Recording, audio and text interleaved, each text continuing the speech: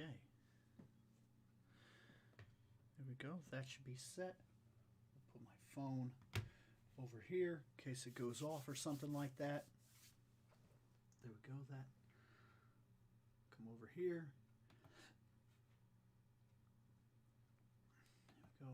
Copy that. That way we can post it here. Okay. We'll go down to the Fandom with ReploidBill page first.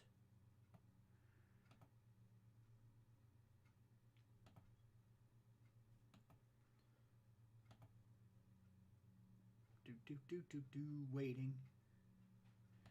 There we go. Posted it there. Now we're going to post it on the controller pileup.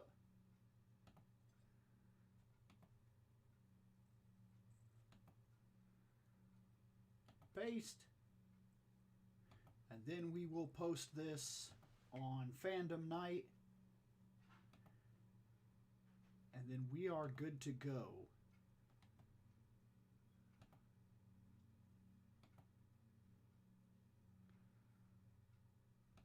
There we go. It's posted.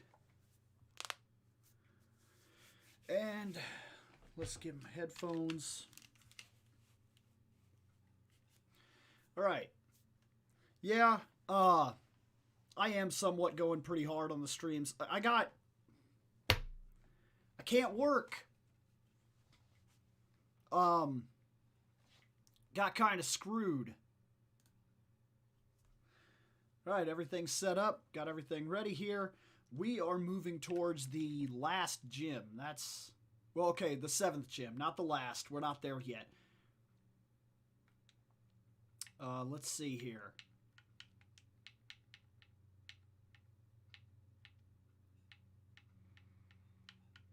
I went right by it. Bam.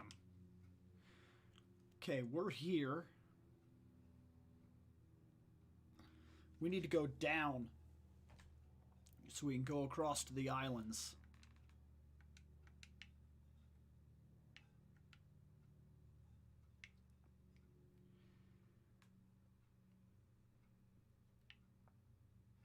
Otherwise, I think we've pretty much done everything. Once we get to the islands, we'll get our last guy.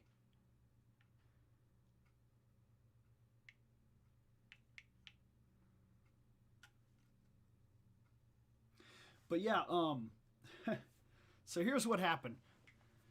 I had a contact with somebody that had COVID, okay? They tested positive for COVID. And my company was like, all right, well then, since you were a close contact, you're out of work for 10 days. Okay, so I was out of work for 10 days. At first, that wasn't so bad. I get paid for at least 10 days. Then I got completely blindsided and screwed over. Okay, because here's what happened. Right after the COVID thing, after I finished out my 10 days, I got a cold because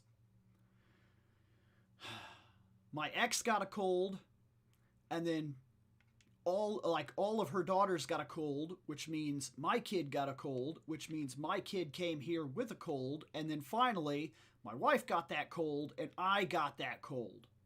So I go to work and I'm coughing on Monday. And they come up and they're like, you're still on a 4-day warning. These are COVID symptoms. You have to go. So, okay, I leave. And I talked to medical, and medical tells me it wouldn't be a bad idea for me to get tested. And I said, yeah, I agree. I'll get tested. Okay, that's fine. I'll play the game. So I go and I get tested. It comes back negative. I'm fine. I'm not sick. Not sick. I have the paper that says Bill is not sick. Okay? Now, you would imagine that means I get to go back to work. But no, I don't get to go back to work. No. No. See, here's the thing. While I thought it made perfect sense that at that point I would get to go back to work, it evidently didn't make perfect sense to them. because I call medical and I'm like, hey guys, I got that paper. It says that I'm negative. I'm fine. I'm not sick. No COVID. I'm going to go ahead and come back to work. And they said, ooh, well, sorry, but it's actually company policy that you finish your quarantine. And I was like, what? And they said, well, it's company policy that you finish your quarantine. And I said, okay, how many days? And they said, well, because you showed symptoms, it would be 14 days since the initial symptoms. And I was like, what? And they said, yeah, your due back date is going to be on the 23rd. So I have been out of work now for basically an entire month. And finally, I started getting tired of not working, legitimately. So I made the decision that I would come in here and I would start playing Pokemon Red again because I wanted to beat the game anyway. And what else am I doing, right? So why not at least put some actual stuff on the channel, get a little stream in here and talk to people and hang out, and it's all I got. Like the guys and whatnot, we don't, I know it sounds like we would. It sounds like we're crazy good friends, and don't get me wrong, I count the guys as my brothers. I truly do. But we don't do anything together outside of the show, like, almost ever anymore. I don't know why. I don't know what happened. We used to play games and everything like that together. I really don't know. It's just kind of like growing up, adult life. Everybody's on different schedules. It's not something I hold against them. I mean, like, it really is that kind of situation. Everybody's just got their own thing going on. So, like, some of us are on third shift. Some of us are on second shift. Some of us are on first shift.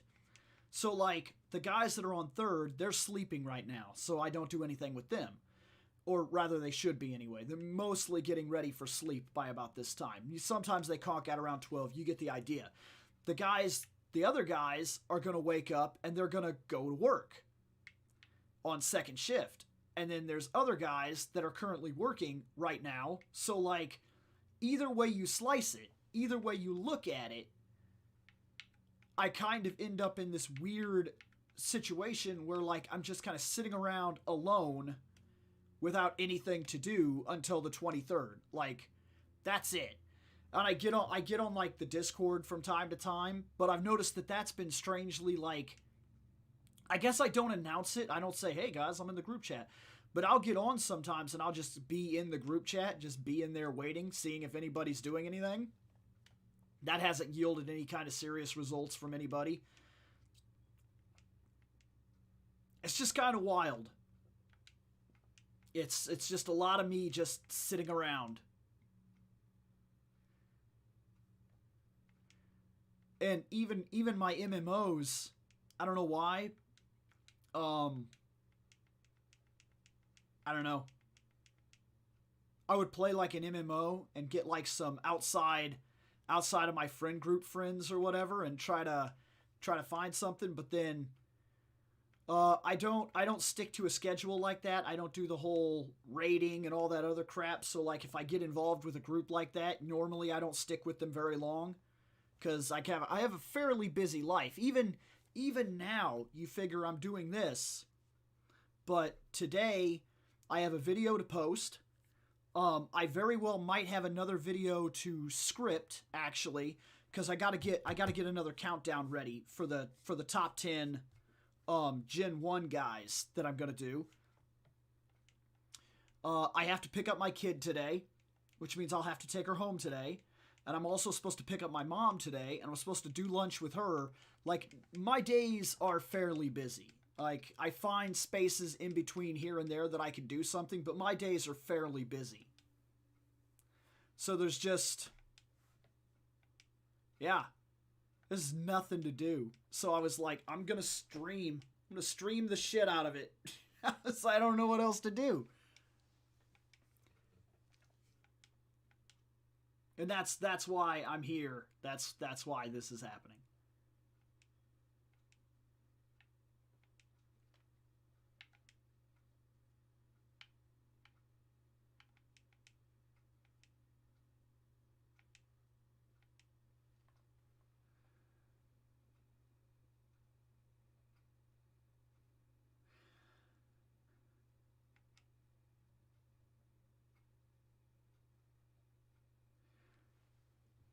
Yeah,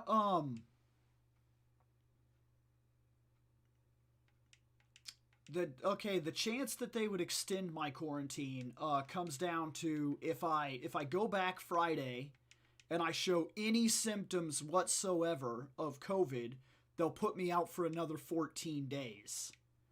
And right now they're pulling my vacation time to pay me for this time. So like, yeah, I'm just kind of trying to treat it like vacation. Since it's forced vacation, I'm trying to make the best of my situation and treat it like a vacation.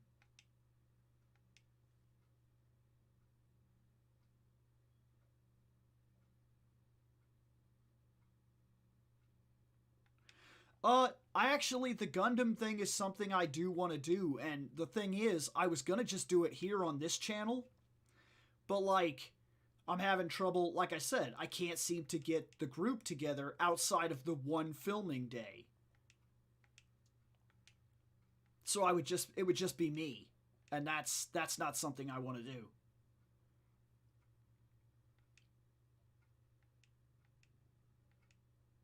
And um I don't know about hijacking the Sentai review to do it. I mean, I guess we've done robots, so like it wouldn't be that egregious.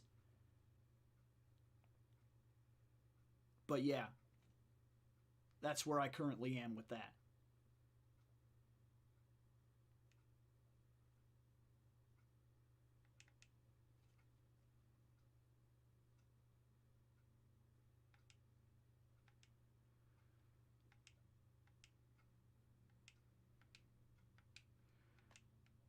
This is going to be heck of a swim.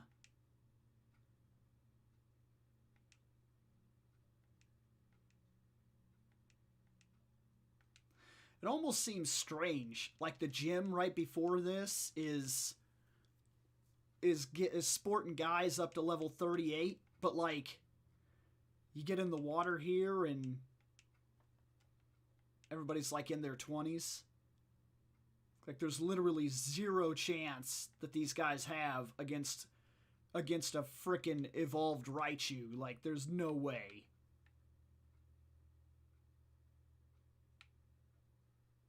Look at these guys.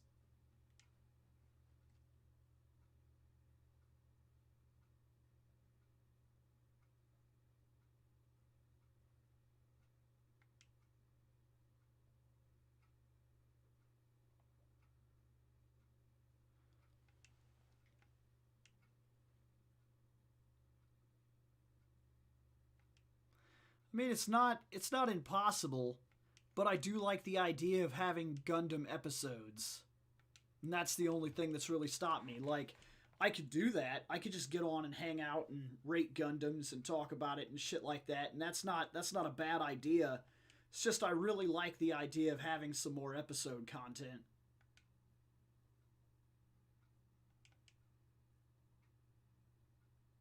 But it might be the way to go because I'm not going to do it by myself. You know what I mean? Not just going to sit around and rate the Gundams on the channel by myself. I mean, I guess there's people do tier lists and shit, but I don't know about that.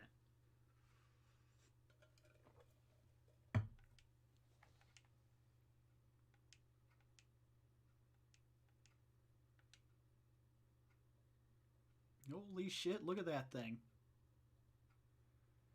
Tentacruel. Done.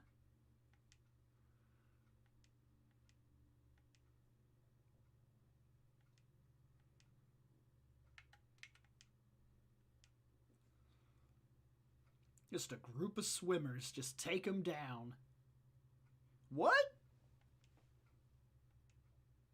Okay. I mean, I guess beauties swim, I guess.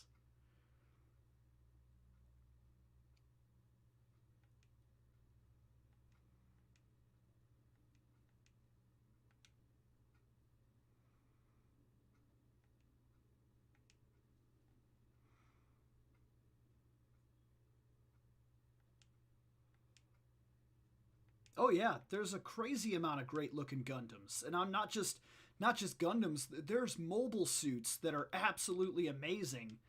But see, that's exactly what I mean. It's the reason I would love to have it as an episode. I would love to actually have a group and do a Gundam rating, because, man, like, there really are some great Gundams out there. Like, some real... And I'm one of those people that I like gyms and whatnot. I like those simple designs. I like the mobile suits. I like simple Zakus and shit like that. So I know... I'm positive it would be great conversation, too. Like, it just feels like they would be good episodes if I could get some people on them.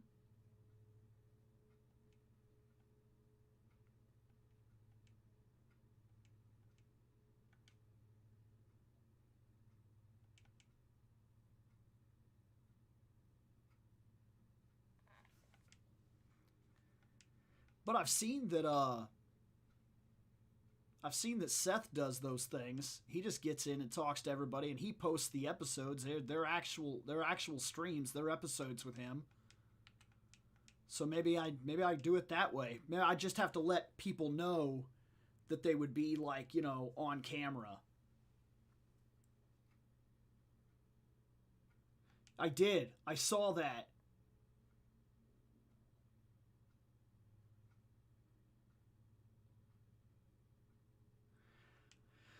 Okay, live action Gundam.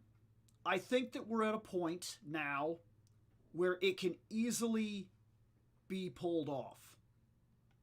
There's no reason you could ever convince me that it can't be done. I mean, we're living in an age where the Godzilla movies have never looked better. Okay? Not that they are better. They've never looked that good. All right? We're at an age where we've seen giant robots fight giant monsters. So why not giant robots that fight giant robots? Netflix has proven time and time again that it can handle proper drama. Like, look at things like the way they handled Daredevil. Absolutely fantastic. Exactly what Daredevil is supposed to be. He is a dramatic piece superhero. He is. He's a superhero that is always kind of... It makes me wish that Spider-Man had been done as a series, so that it could have been serious instead of the joking Peter Parker kid with Uncle Tony Stark. It really does.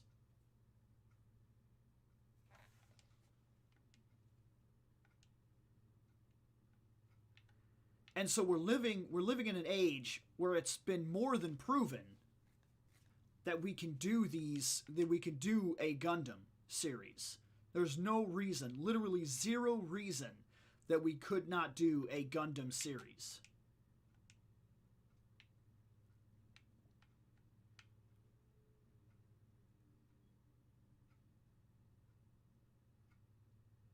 Oh no. Not a water fight. What will we do?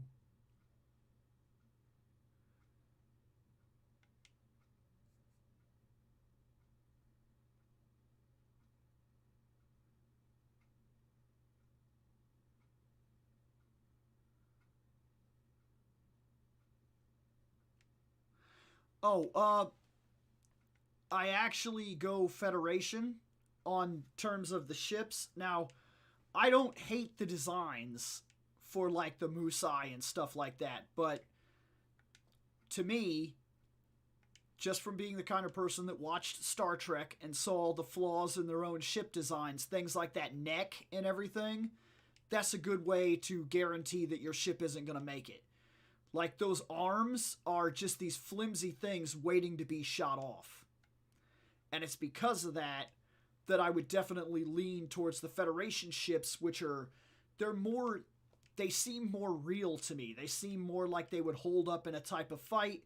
They're compact, they're long, they're kind of bulk, which means they're thick and powerful ships. Like, I can see the firepower just looking at them. Like, they look good. Now, you could argue that they're probably easier to hit, and that the design aspect for the Musais and whatnot were because their design made them harder to target. But in an actual practicality, making your thing harder to target because of the way that it's designed. If we live in an age where we can pinpoint fire at a dime on the ground from like easily like 2 football fields away without even thinking about it, we can literally just push the button and pew, it's done. Like the dime is gone.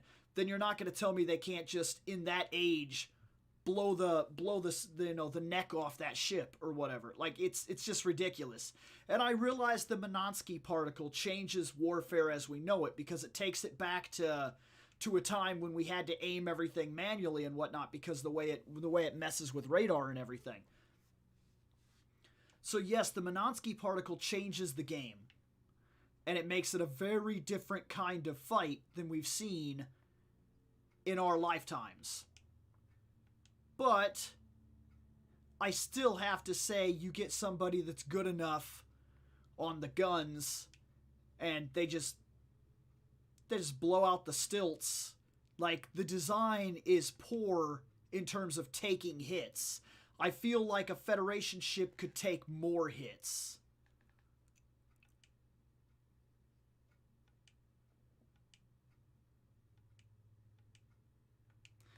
Yes, the Minotsky particle is basically a form of pollution, but when all those things are there and they're using that power source and it's reproducing the Minotsky particle, it does interfere with radar and it does take us back in time in terms of warfare. In fact, the mobile suit would be the biggest joke in existence if the Minotsky particle was not a thing. Because those mobile suits only really function and work as well as they do because the Minotsky particle is a thing. If it wasn't a thing, it would be almost ridiculous to assume that you wouldn't just blow the legs off of it and watch it fall on the ground. Like, why would we even bother with it? Why?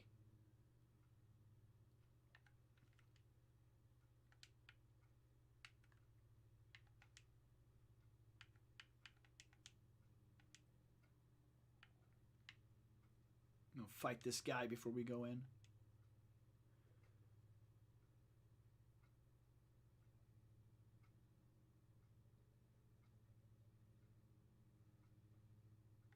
No, I don't forget. I know that it was 1979. Okay? But that still doesn't take away the fact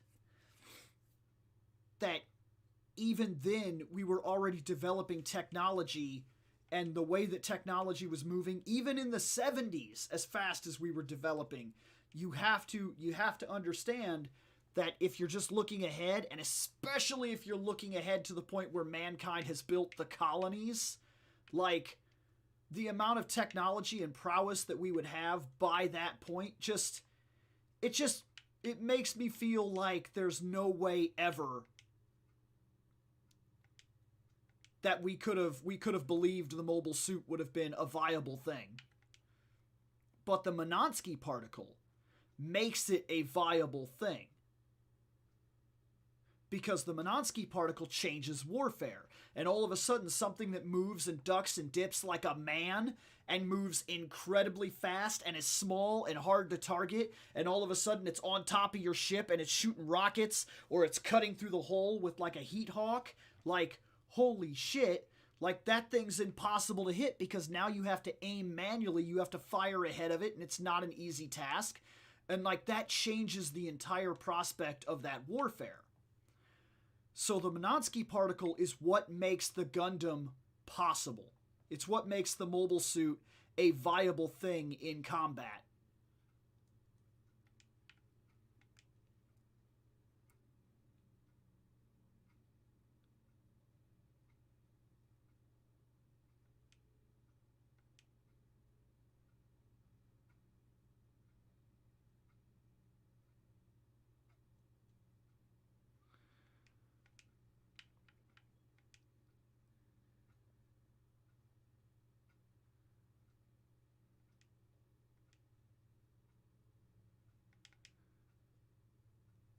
Now, what the fuck did you do to your foot?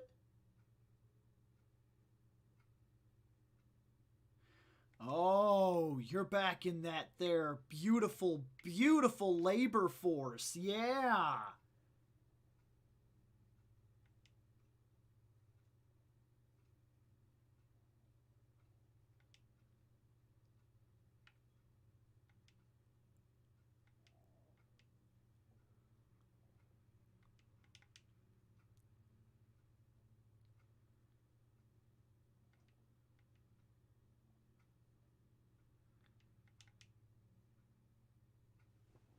Yeah, being back in the beautiful, beautiful workforce, the labor force, it's, yep. It makes for very fun, working in the cold and working in the massive heat and having your friggin' feet hurt at the end of the day and your back hurts because they don't give a shit about your lifting techniques or anything like that. They just want you to do your job.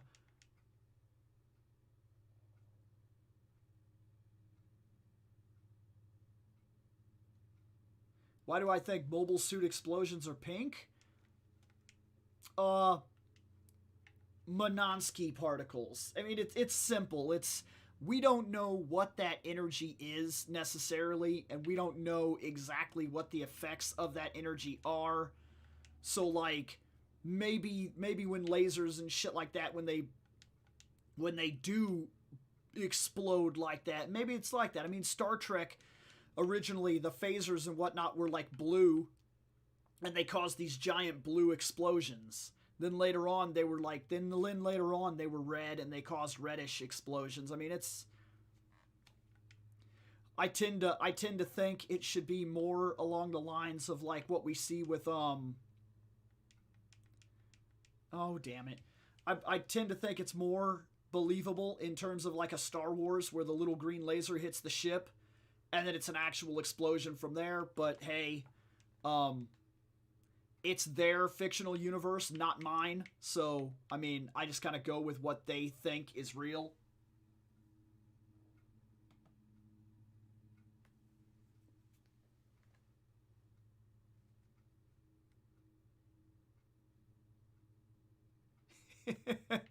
Okay, um, Seth, I'm going to go ahead and agree with you. Yes, the company would love for you to do shit right all the time and be just a lifting machine, baby. But at the same time, your boss wants you to get shit done. So yeah, yeah, I'll agree with that. Actually, I've been in that situation enough. I'll agree with that. That's true.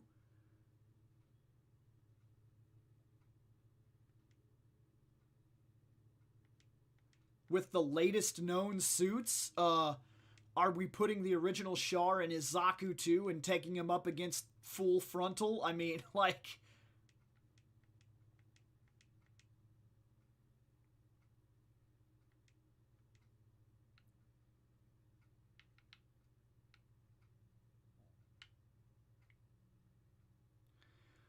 oh boy, do I remember this. Wonderful.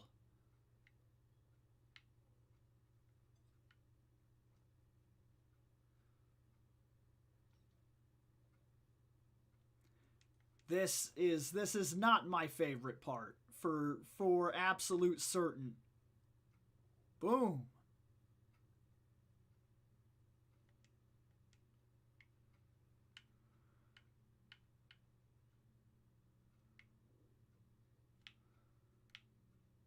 Nothing.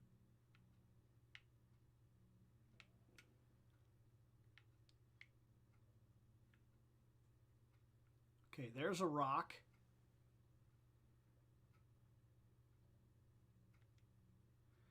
Uh, I don't know. Favorite Gundam theme song? I actually would not know off the top of my head.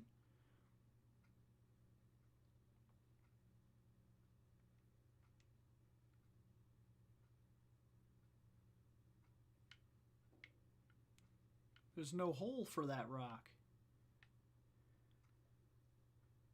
Okay, I admit I'm just wandering in circles right now trying to get a feeling. There they are, the white The white big rocks, those are the ones that we push in the holes, and then they fall down to the lower levels, and then we can make use of them. Okay, I'm remembering now.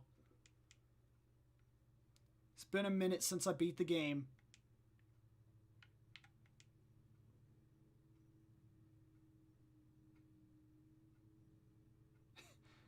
Let me fight that wing Gundam.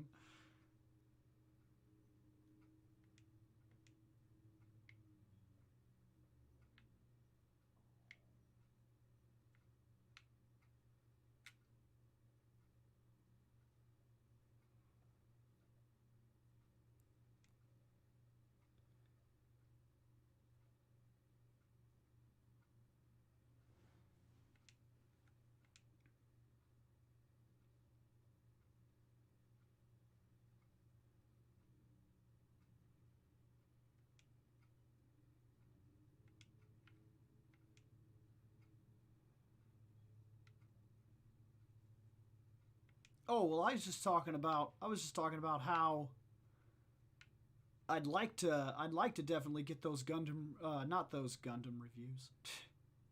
I'd like to get the Gundam things up, but like I just don't know how to do it. Cuz I'm trying not to hijack the Sentai review and do it. I'm trying to just get them on this channel, but it's really tough to get people together outside of the filming schedule anymore.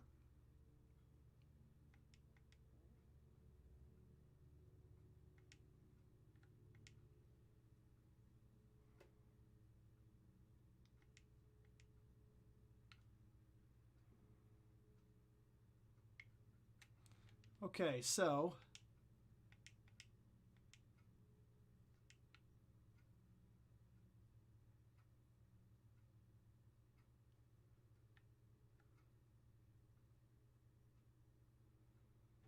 and there's no way that I can move that rock and get it into there. So that's out of the question. So now it's about these ones.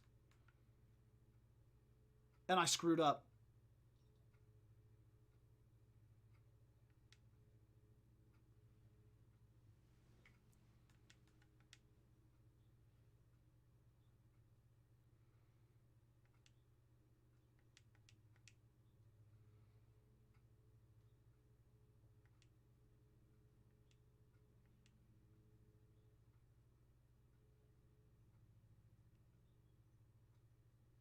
People like Bill need their oatmeal.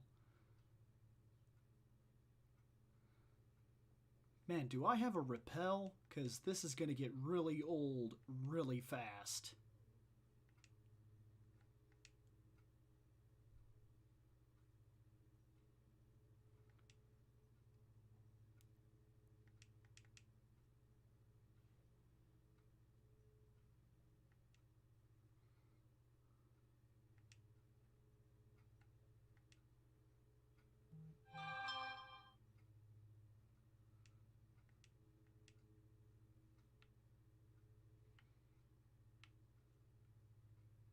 Let's go here. Okay, let's go back and push that one boulder down there, because I know I can at least get that one in there.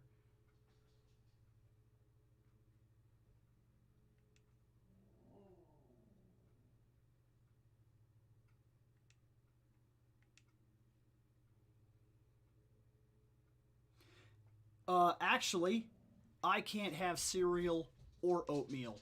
So that's actually not a thing. Hey, baby.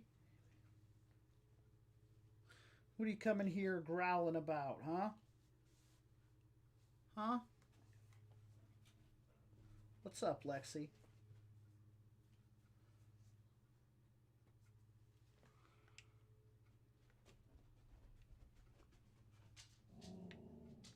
What? What? Really, dog? Come up here. Come, no. What do you want? Do you want to go outside? Do you want out? Outside? All right, let me let the dog out. I'll be right back.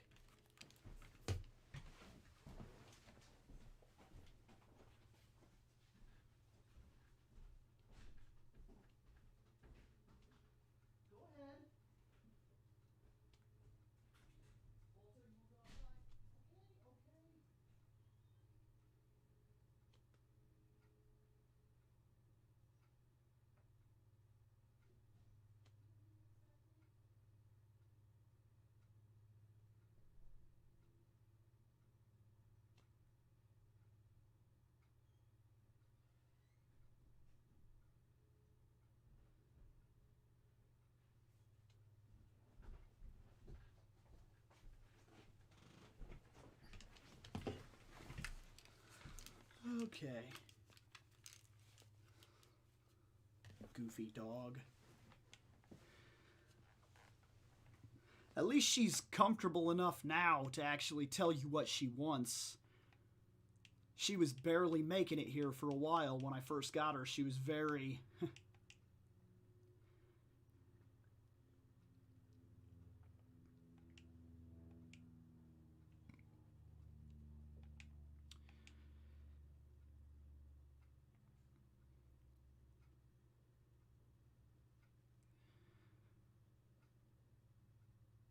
Okay. Oh! To be fair, I should have been watching my life. Like, it was pretty low. Let's poison this guy.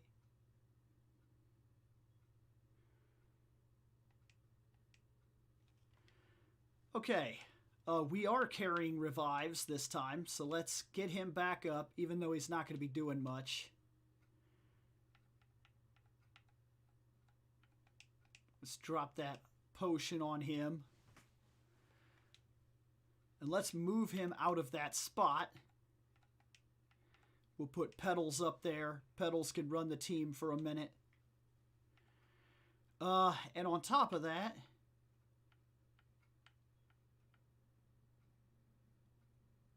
No, we are currently not carrying a single repel, so this is going to be like this our entire run.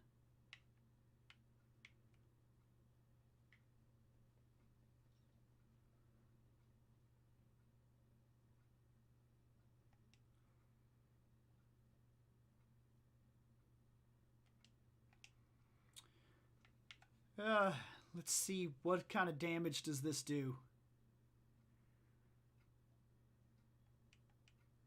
Alright, that's solid. We'll at least hold them back with some of these acids for a while and...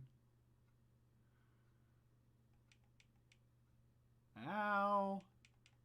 Oh, never mind. I expected that to be way worse. Petals is a hard ass. Okay.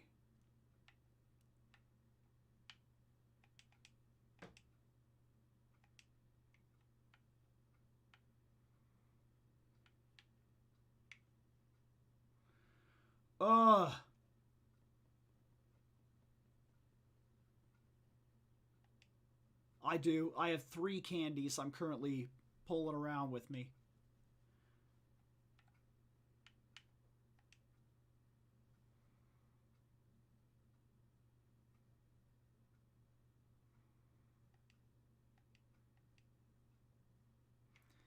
No! Okay, don't hit that rock, because we got to get this one out of the way.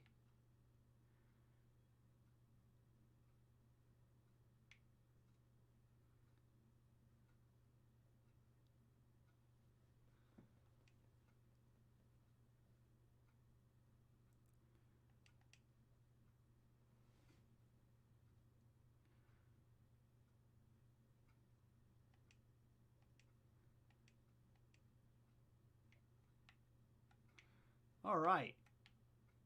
There we go. There. That's what I can actually get down there. I can't remember how many more I need to drop.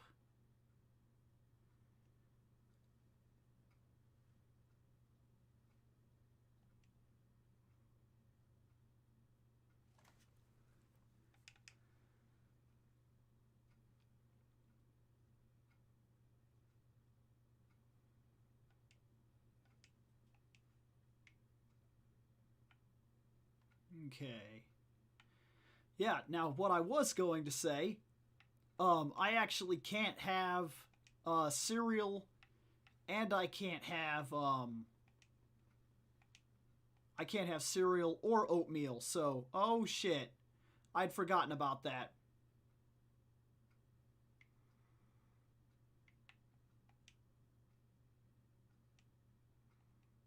Yay.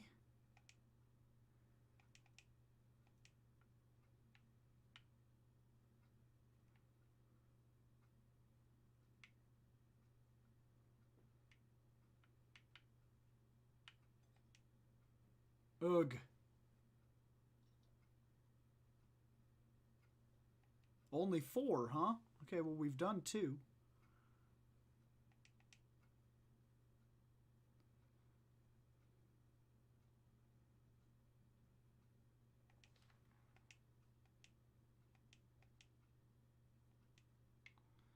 Yeah.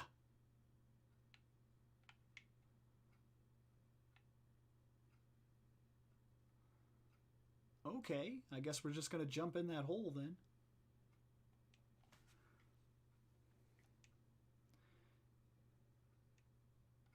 Yeah, my eating habits, guys, there's a reason I'm losing weight the way I am, like I'm telling you.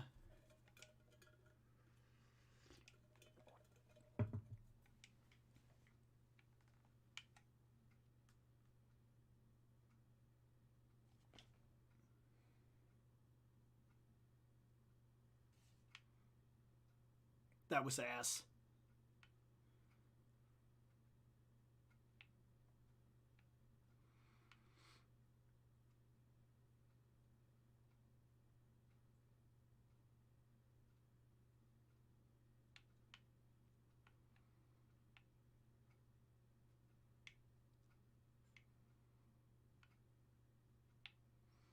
Okay, well, let's go up and see what we can find.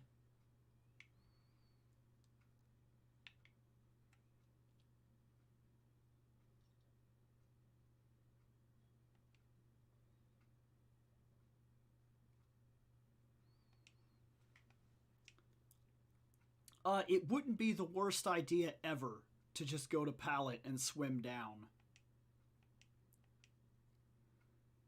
Depending on how this goes, if I irritate myself enough, we very well could do that.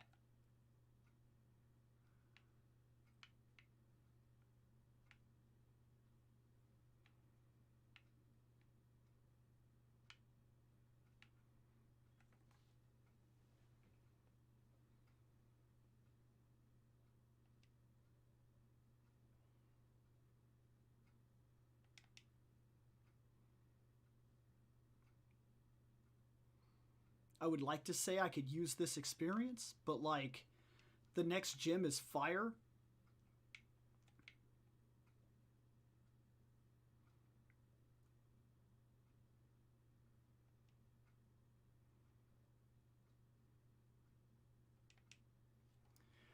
Ugh. I mean, I could just run away from all these guys, but like I said, I guess I could use it.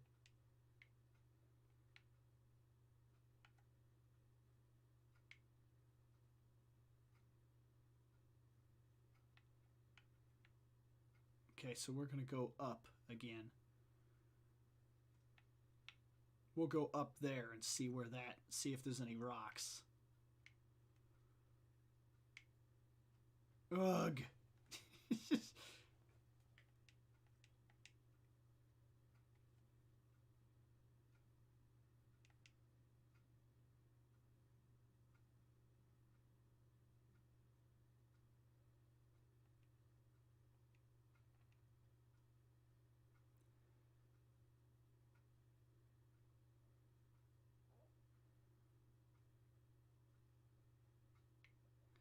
Well, I mean, I was talking about it on yesterday's stream actually.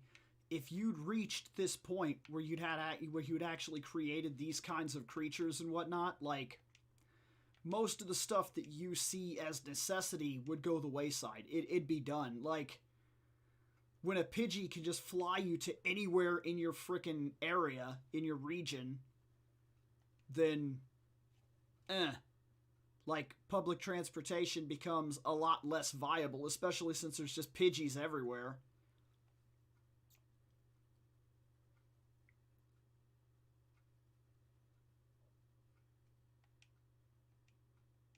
And there's no reason to use your human ingenuity and build gigantic machines that, you know,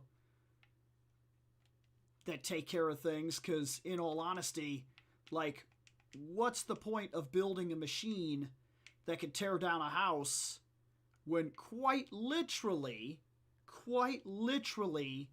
you could just do that with a Machop or a Machoke or a simple Geodude that has the power to create literal earthquakes. Like, you just go catch a rock on the side of the road and you tear the house down.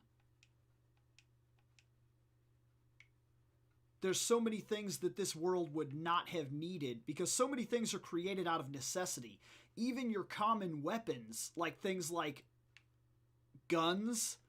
What's the point of a handgun when the bird that you find on the side of the road that's literally abundant has the same power as a freaking heat-seeking missile? Like, shit, the doctor gave me a Charmander. He just gave it to me. He was like, "Here he goes, Charmander. It's for guys that are just starting out. It's good." I mean, shit, the hydro pump that a Blastoise can produce can, like, literally has water pressure so intense that it can punch holes in steel. So, like, you imagine just a basic Squirtle as your fire department. Like, there's so many things that they would not need that we needed out of necessity, that we had to work on and create, that, like, they just would have no purpose for.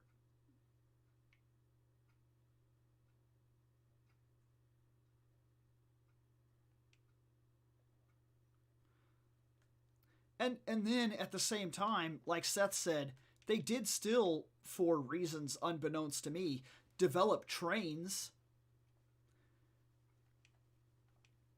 But they never worried about things like cars and over-polluting the planet the way we did, because they have these creatures that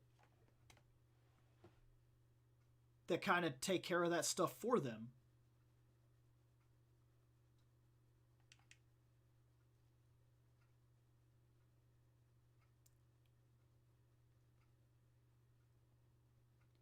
No, but there wasn't. You don't have to do that. Sure, by the terms of what we're looking at, you have to know where a place is to go there. That's no more true than it is today. You have to know where a place is if you're going to go there. But, like, if you have a Pidgey, literally a level 1 Pidgey, he can learn fly. You can find a Sparrow or a Pidgey or any said random Pokemon on the side of the road. And then, in newer day stuff, you could just ride your Persian or your Rhyhorn or grab the titty of your Snorlax and he'll just take you to work.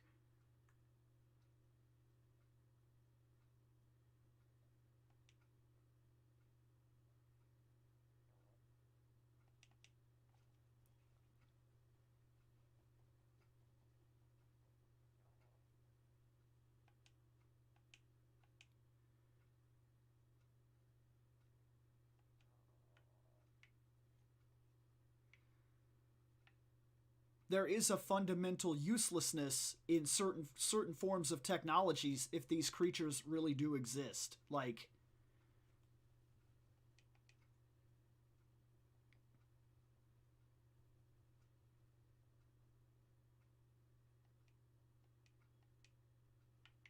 and also, if you created said necessities of things like basic cars and shit, that really have not necessarily done us any real favors. I mean, yeah, cars are cool, but, like, yeah. For everything that they've done, the cars are a big part of what's causing our situation that we're walking into right now.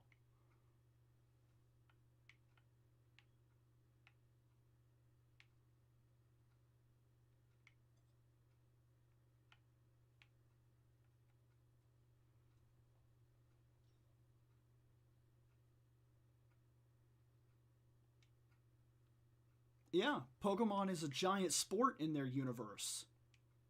It's a huge sport. We would watch the Pokemon Battle Royales, and really, that sport would be one of the most impressive sports in the history of all mankind.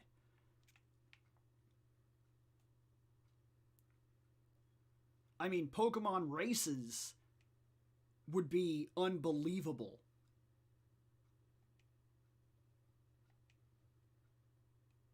And then other sports still seem to exist.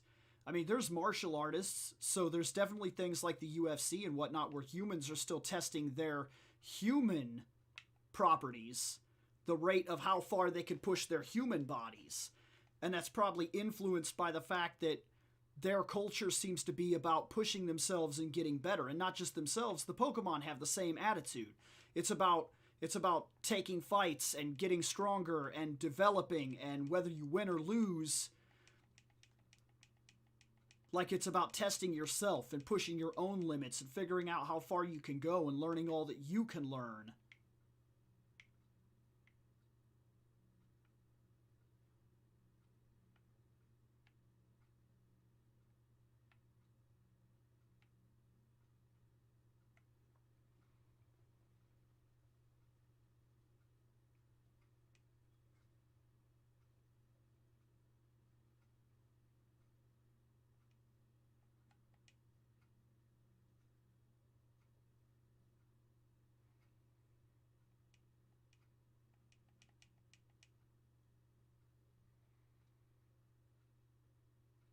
And actually, I think other things like basically human sports would not be affected by Pokemon, because I think I've seen basketball players and whatnot too.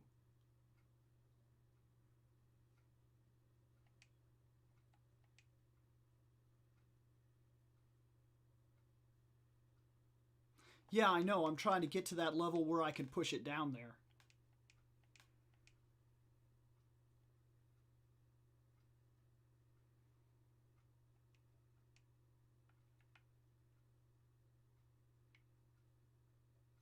I think I'm in. Oh, crap.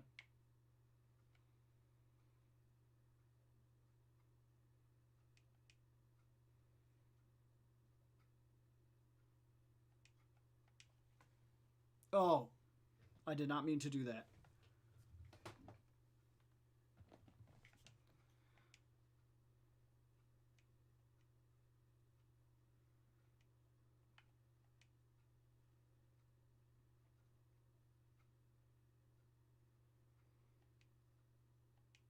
Dinner. Hearing you say that, man, I understand all too well. I remember making dinner at 9 in the morning. Except my situation was a little more ridiculous, cuz I would get off around this time, and then I would have to go home. I would have to find something to eat. I would have to take a nap because Gwen used to get off of school at noon, at 12 o'clock. So I would have to be awake by like 10:30, 11, and out the door to go get her from that from that preschool thing.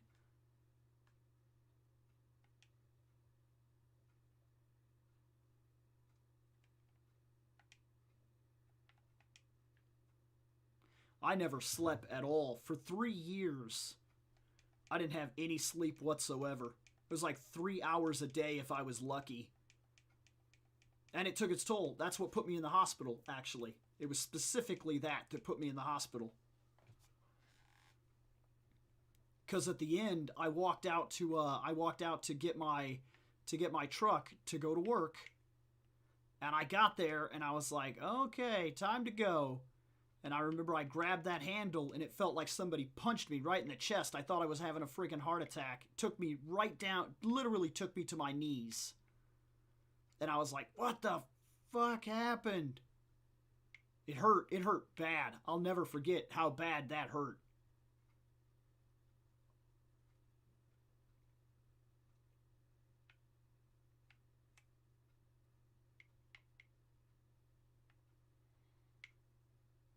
Now I gotta get over there.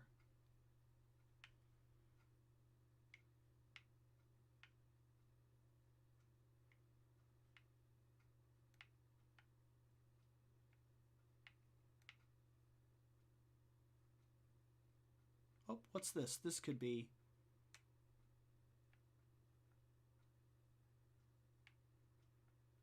No, it's not. Maybe I go down and then... Damn it. We'll go down and try to go over and come up or something. I don't know. This area is way worse than I remember it being.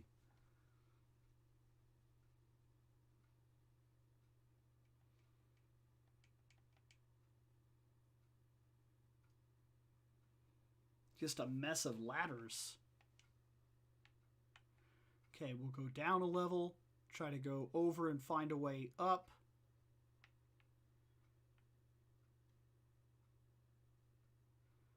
I can't get in that water because that water will pull me down.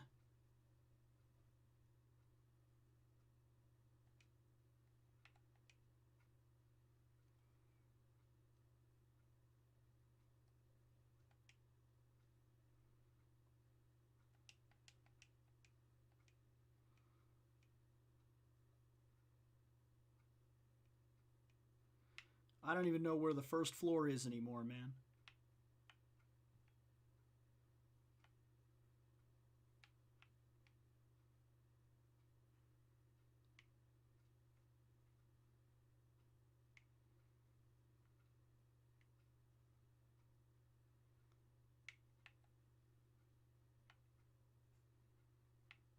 There it is.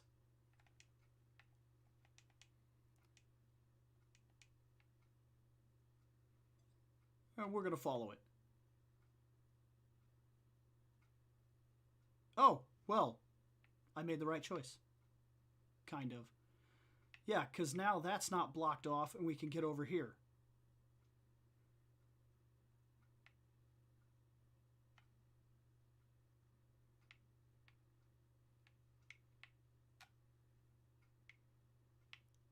I know there's more stuff in there, but I'm really not concerned. Okay, crap.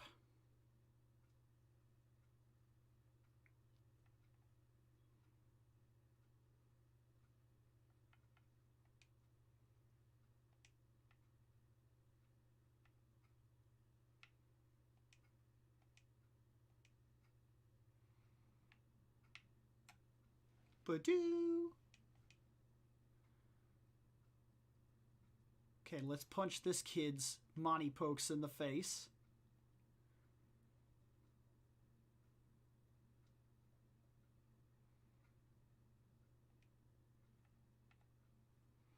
I don't think that's going to work. I think he is kind of poison. Oh, well, it's stronger than I was expecting. I'll give it that.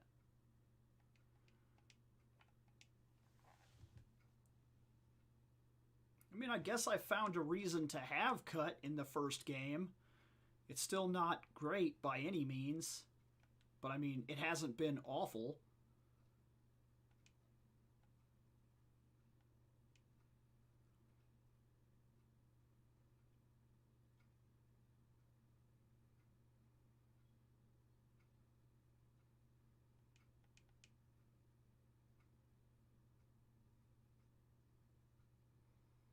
Okay, we're moving now. We're almost to the island. Once we get to the island, we can get our final Pokemon.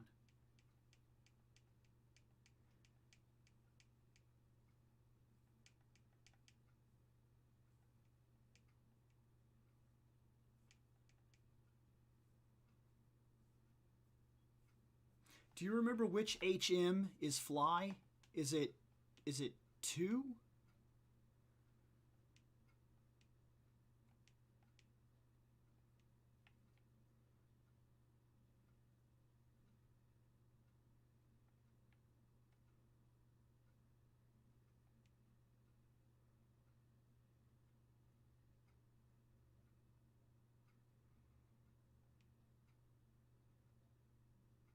Oh no.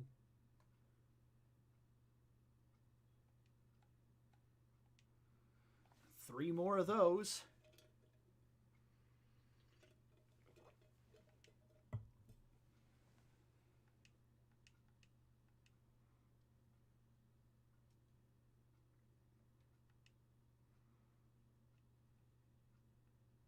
Dooby-dooby-dooby-doo.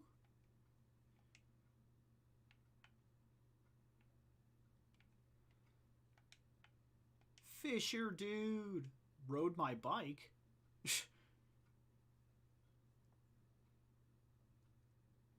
Birds? Okay. I admit to being surprised.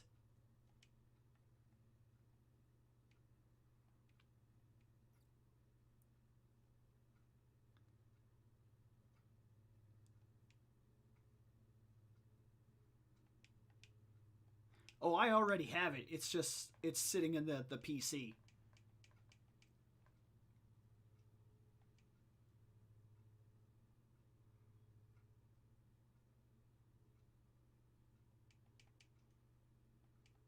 Oh, Pedals, you're finna die, man. Cut him.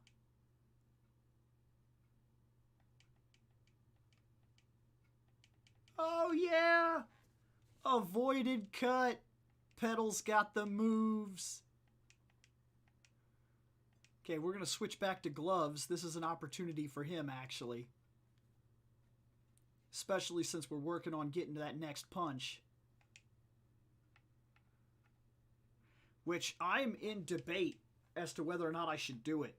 Because I would lose Comet Punch. And quite honestly, these punches have not been doing me many favors.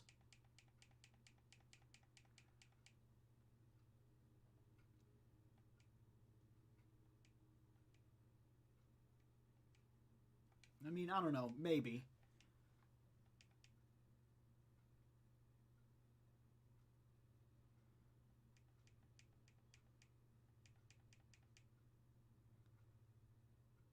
I have 4 levels to debate it. I can't get rid of strength. I have to have that. So...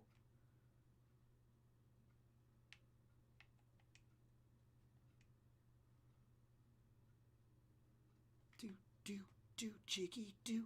Oh, I did not heal.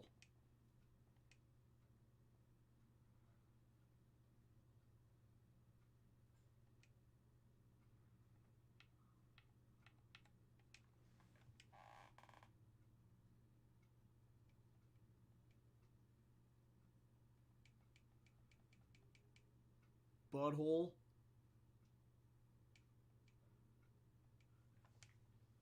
Yes, switch out. Here, you're a 40. You're somewhat falling behind.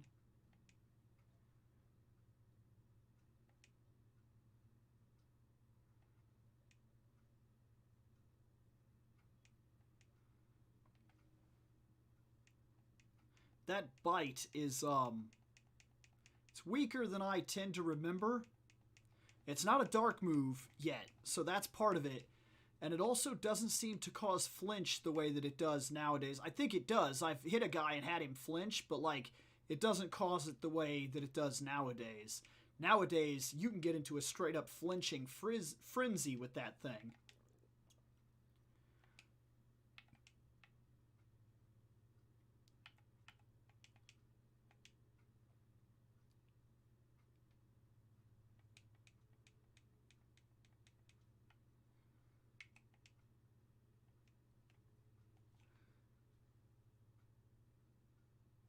We're getting there. We're getting there. We're almost to the island. That's the 7th gym. We'll get our last Pokemon that we care about anyway.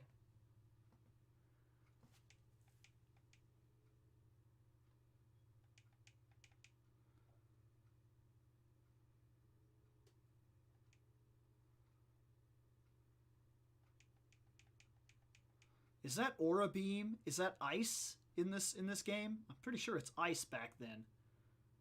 Because, I mean, I'm grass, so that would make sense, because it's hurting me.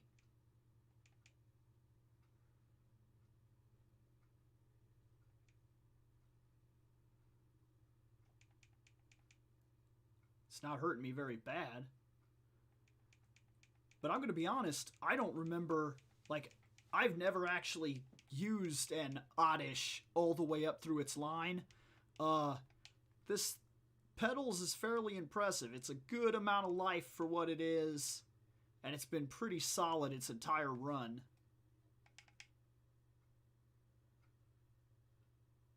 Oh boy.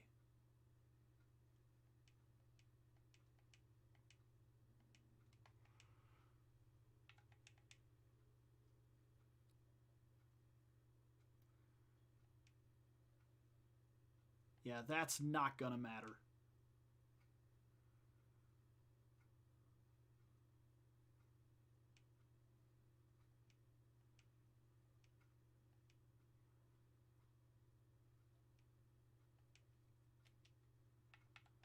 Nobody's touching your pearls, lady.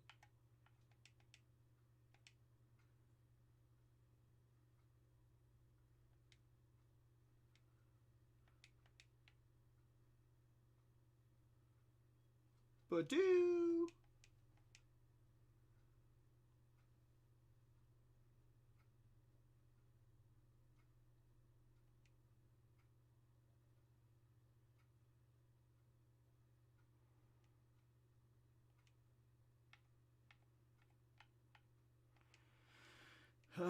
Okay. Okay.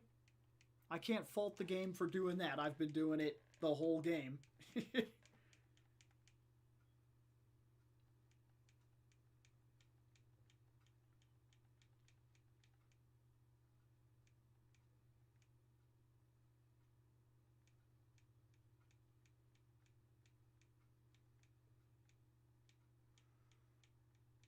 Ugh.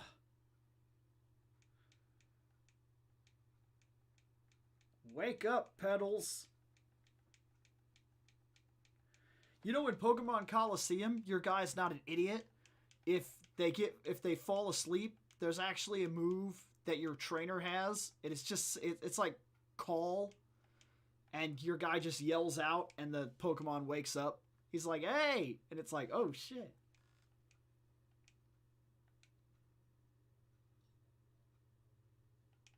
And he's the only trainer in the history of the game that seems to be able to do that.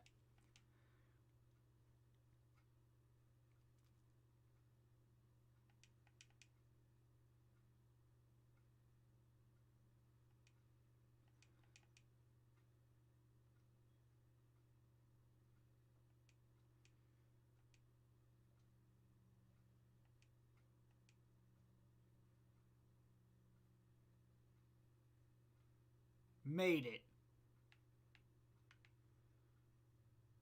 Oh, there it is down there.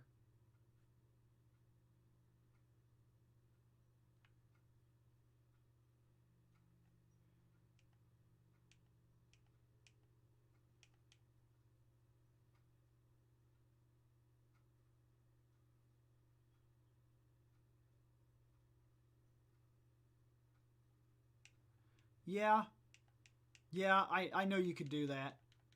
But I don't think I'm carrying the flute. I took out the two enemies and then I put it away because your traveling size of what you have, what you can hang on to, is freaking ridiculous in the first game. It's stupid. I had awakenings as well, but whatever. We are going to simplify our inventory.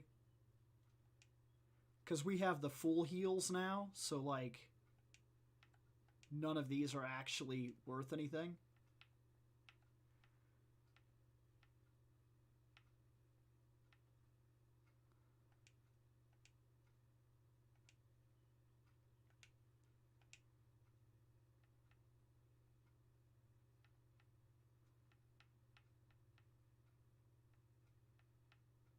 There he is. There's Fly. We'll need that.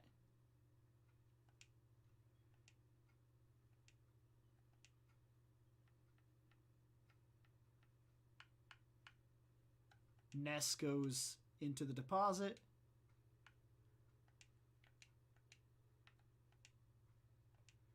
And then we also are going to need the Helix fossil, just for the sake of. Oh, I didn't want that ticket. Oh well. And there's the amber.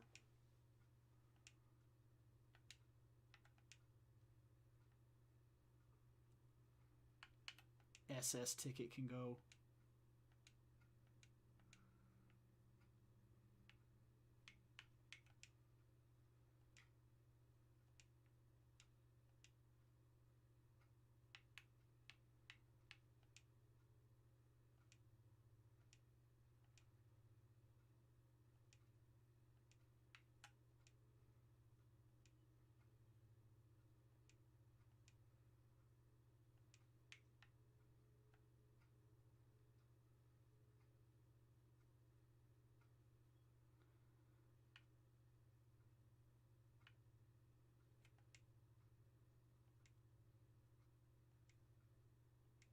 Do they? That's neat, I guess.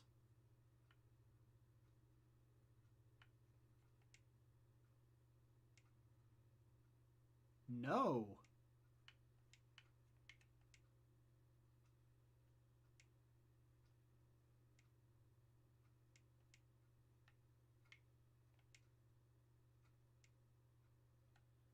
No.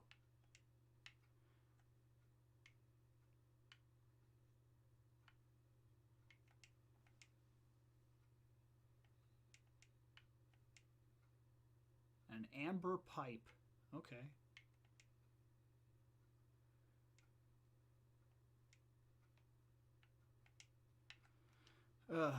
What's that? Oh, no.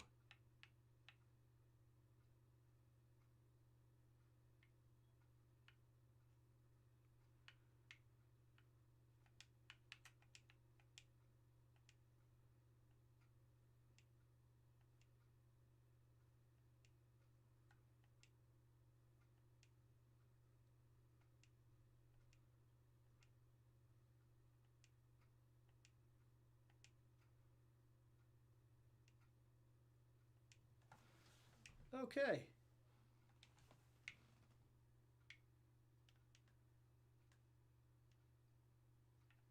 Dang, man. Everybody wants everything in this fucking lab. Is that all I had to do? Was that a walk? No.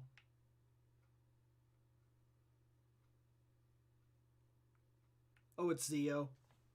It's Zeo. It's easily Zeo.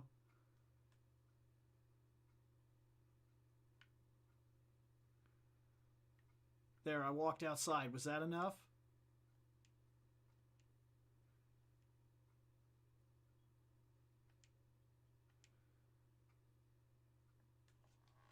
Okay.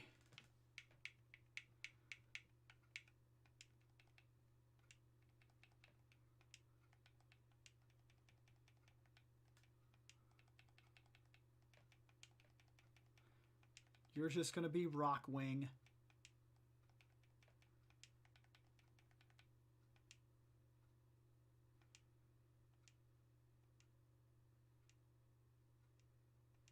Here's a Helix fossil. Just for the sake that I'm carrying it. Yeah.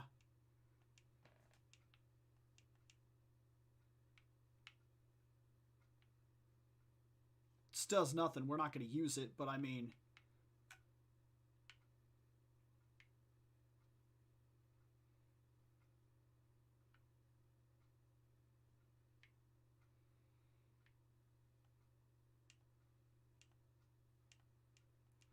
There we go. No. Okay. 30. So he's literally at the weakest of my team right now.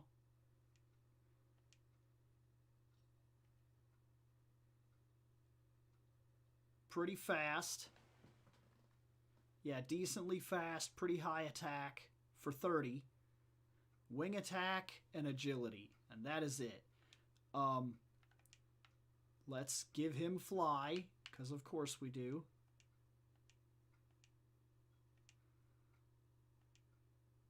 There we go.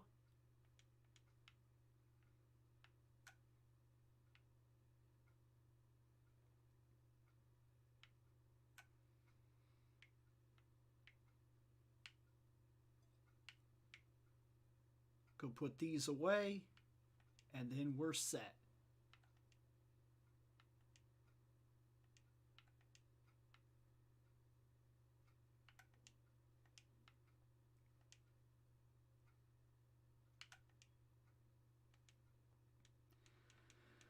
Okay, now we've got to go to the old mansion to get the key so we can get into the gym.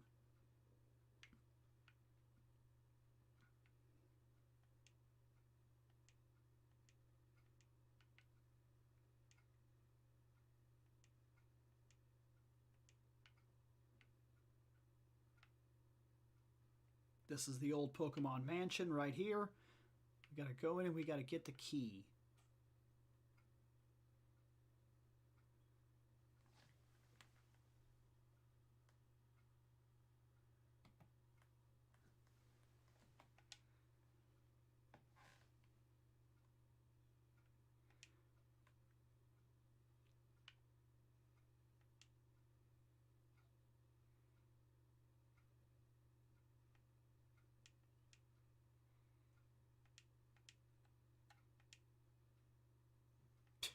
Fly was such an awful animation back then.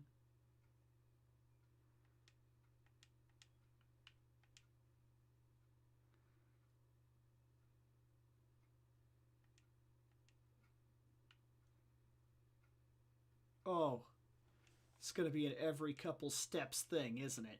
Okay. He could use it, to be fair, but still.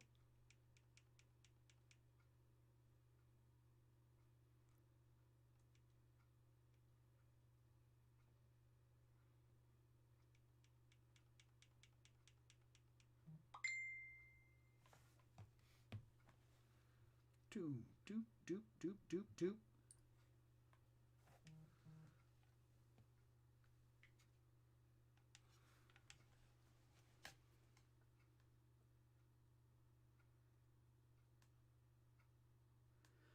Yeah.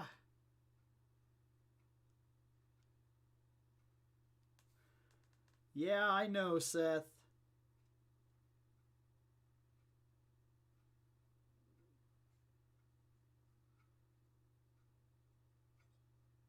I get that all too much. The TMs were crazy important back in the original first Pokemon. It's easy to forget just how important they really were. Oh, sweet Ponyta.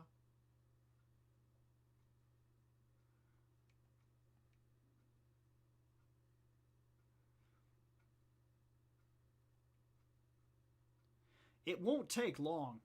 Like, literally, I'm telling you, yellow fixes a lot of problems in the original game. Like, basically, this game needed to cook a little longer. It wasn't really done. It was as done as they could get it. They had to put something out. Like, I've heard a lot of the background stuff that was going on and how difficult it was to even make the game in the first place, so I'm really not trying to crap on them. What they accomplished with the team they had, the experience that they had, and an idea that was kind of majorly underfunded to begin with, they did a great job. Making this the property that it is today is no small feat at all.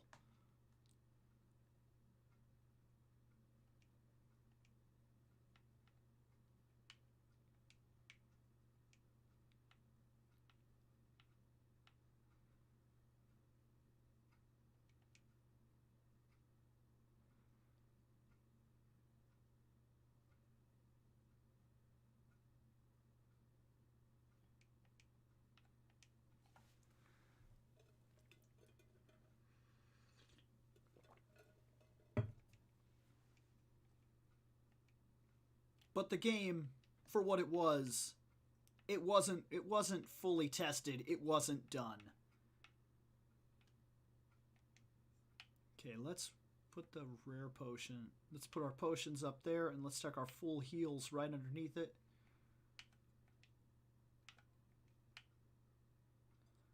Because those are two of the big things we're going to use a lot, and we'll buy more revives.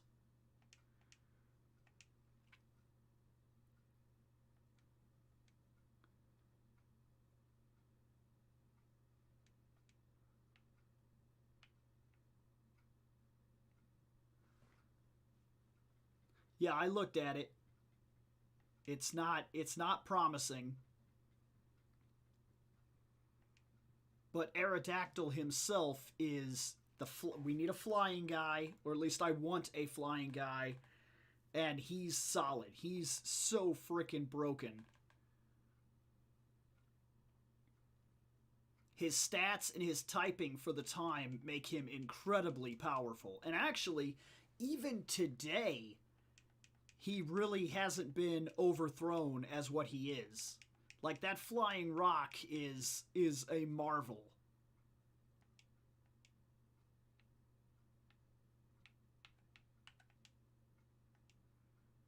Sure, we'll press it.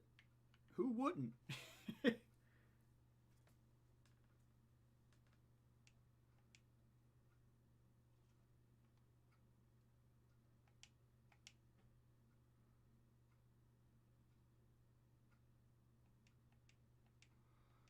Ugh.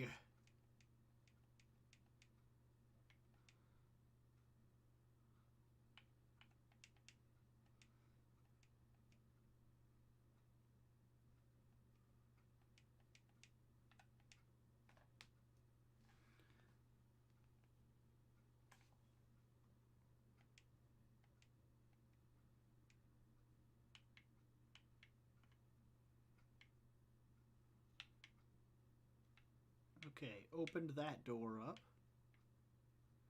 We'll check it in a second. That door down there is still closed. Okay, so we're not going there. That's not creepy at all. You're right. That's just a normal, everyday thing.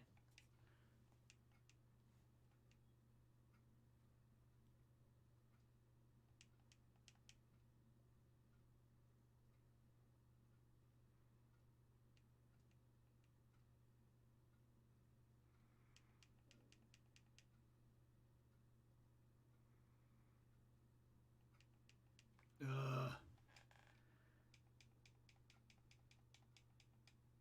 His fights are getting tedious, but he needs that experience bad.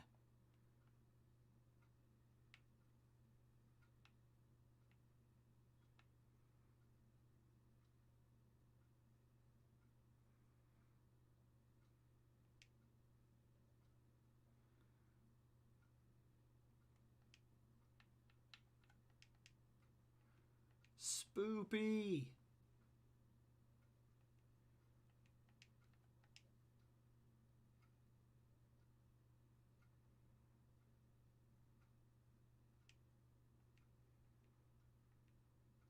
Okay, well, there's 31. It's moving up in the world. Monster under the bed?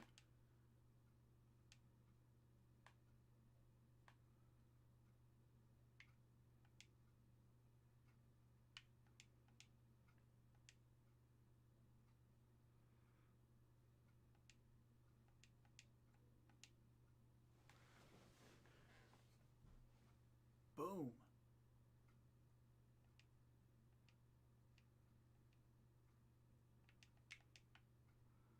Okay. And we'll go up those stairs.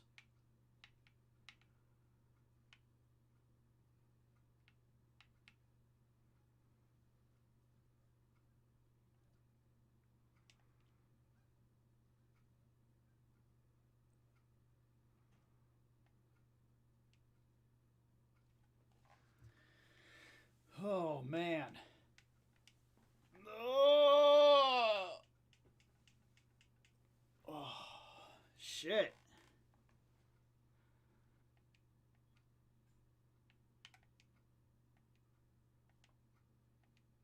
Sure.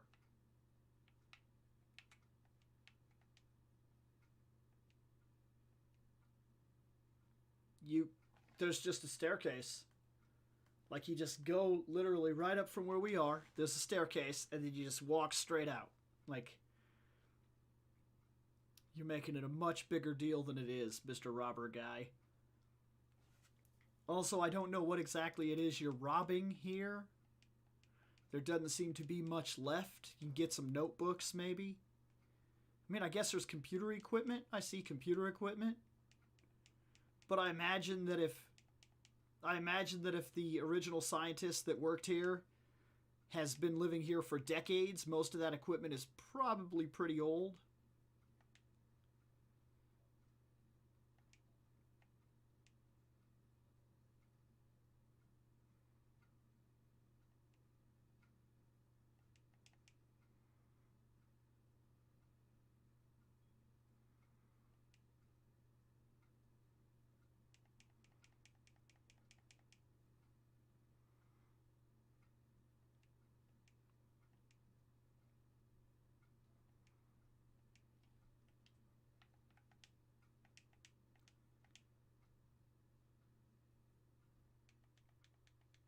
Okay.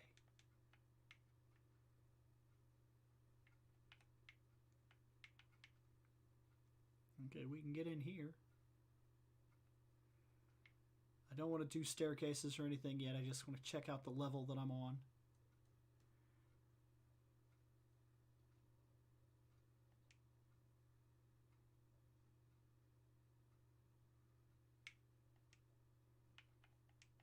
Is this one of those things where you hit the switch and it closes one door and opens the other door? Is that how this puzzle is specifically working?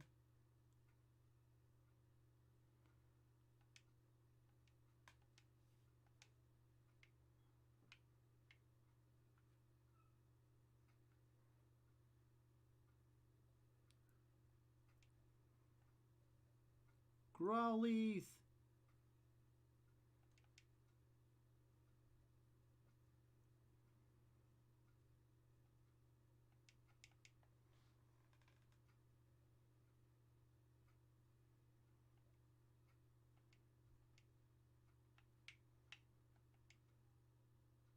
Calcium. Is calcium defense?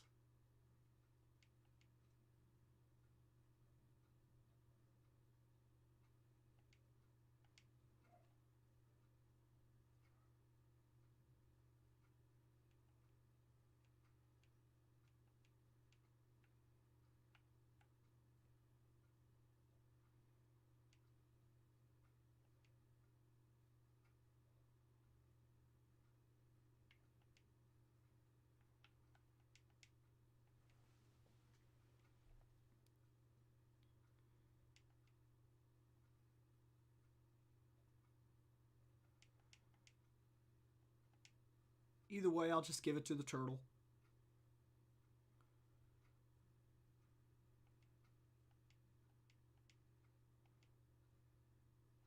Yes!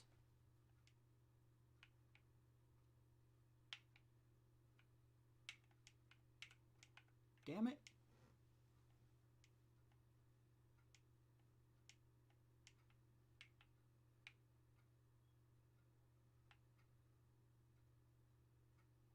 Like, the scientists keep awful journals.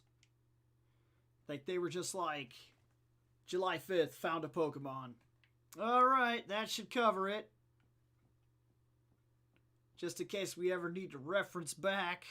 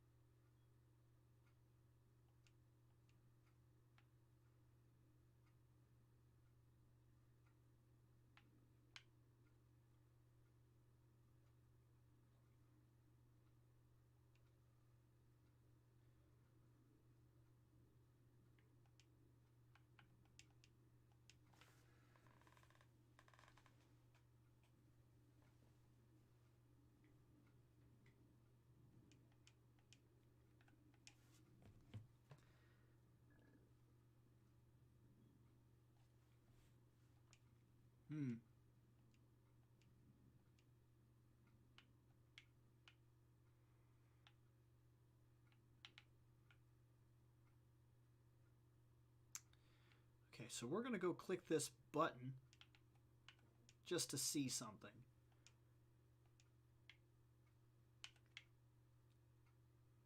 Did that change this door? Okay, this door is open now. It does nothing for me, but it's open now.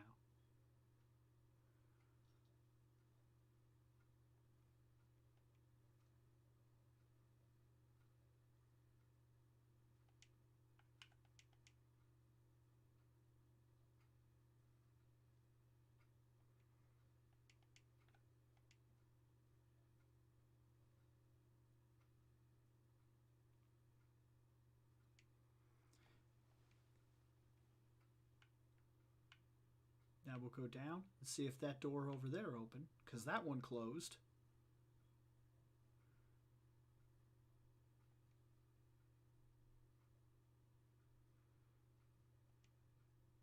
Got 6 of these. I think you do too, honestly. I think that you have to hit the switch, you have to go up to where that bed was, and you have to go up that staircase. And then I can't remember if it's something like you fall down to the basement, if there's like a hole in the floor type of thing or what, but I do tend to remember that that was a thing. July 10, we christened the newly discovered Pokemon Mew. That was it. That was all the research that they did on July 10th. They were just like, what do you think we should call it? Oh, it makes a Mew sound. Alright then, that's fine. Alright, scientist work is never done. I guess we'll take a break. Go ahead and copy that data there for us if you would. And he's like, should I keep it in the same journal? No, fuck that. Just keep it in a different journal. It makes more sense that way. That way later on, if we ever have to reference back to it, it's a real pain in the ass to remember what book we put it in. Yeah, that sounds about right. Yeah, let's do that. Jackasses. This Robert dude's a badass. He has a frickin' 9-tails.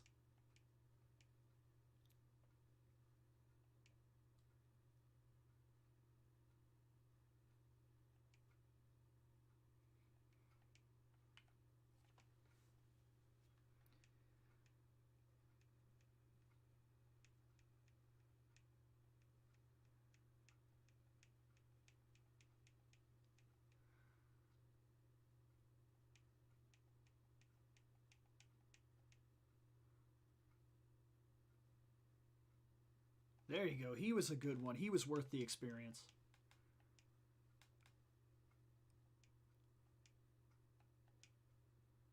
February 6th.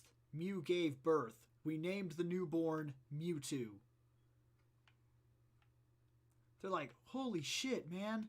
That super ultra amazing, crazy, super powerful, broken ass Pokemon that's possibly the beginning of all Pokemon in existence. It gave birth. And they're like, oh, what do we call it? And they're like, it doesn't make any sound. Mewtwo. Alright, yeah, great. They're like, should I copy that down in the same book? Dude, we've been over this. Go get another book. It needs to be a real pain in the ass later on if we're ever going to put all this together and research our findings.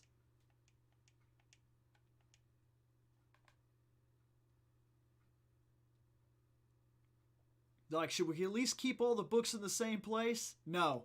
We'll keep one up in Department 2. We'll keep the other one down here in Department J5. We'll keep this one over here in Section 4. And each one will have...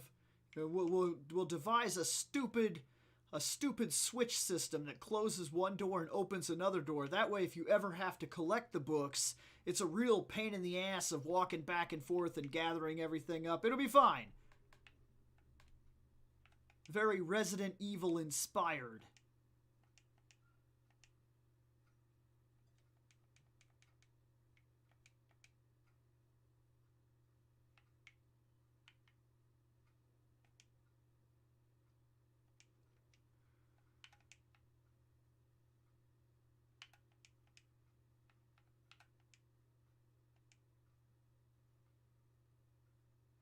Which means that is special defense.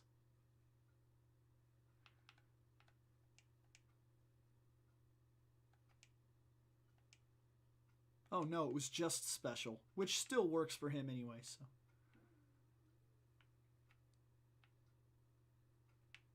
Okay, so we'll open that door.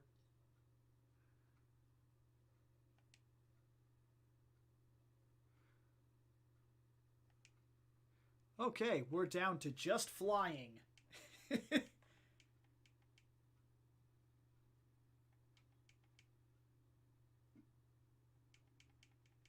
Luckily, nothing can really hurt it here, so it's free experience. But I won't be able to get it for much longer.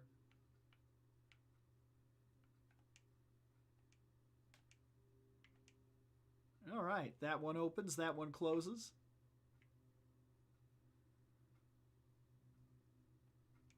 Your mentor once lived here. So you just like came here and locked yourself in a room? Like, I mean, whatever helps you get through it, but are you squatting here? Did your mentor used to work here and like you lost your job and now you just kind of work, now you just kind of squat here? Holy shit, that hurt.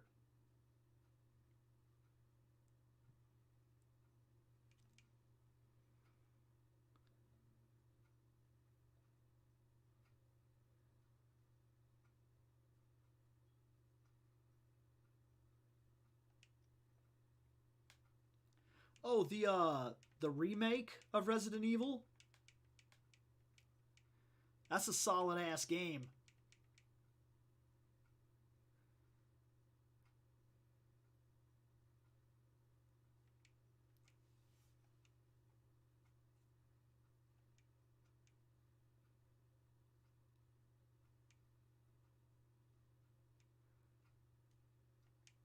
Yeah, he does.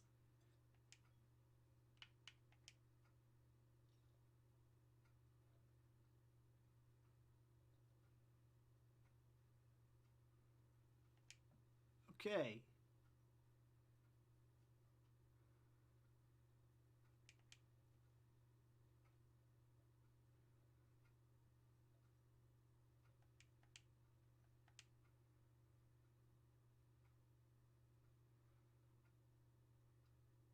I'm enjoying that while I can. Because sooner or later, those guys are actually going to be floating and those type of moves won't work.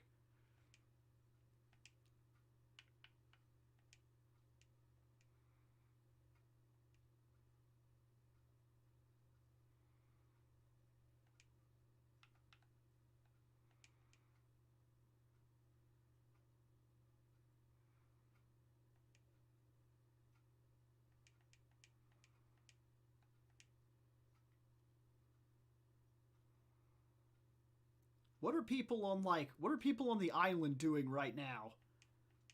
They're like on the island and all of a sudden there's a bunch of earthquakes just happening. They're like, "Oh, what the shit? Is the island going under?" No, there's some kid in that old freaking he's just over there in the old mansion causing earthquakes like a D-bag.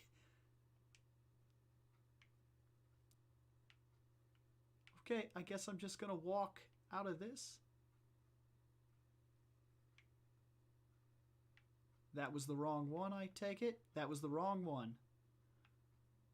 Ugh.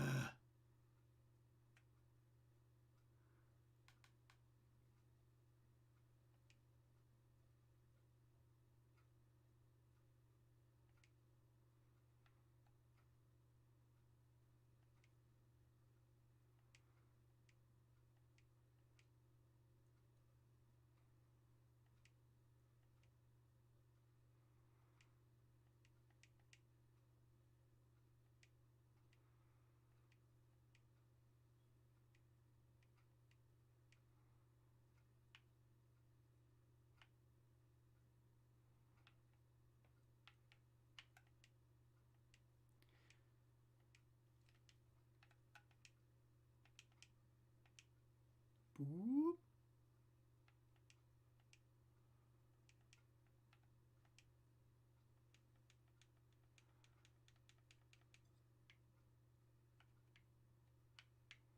Okay, this one's open now, so we can go back up, try again.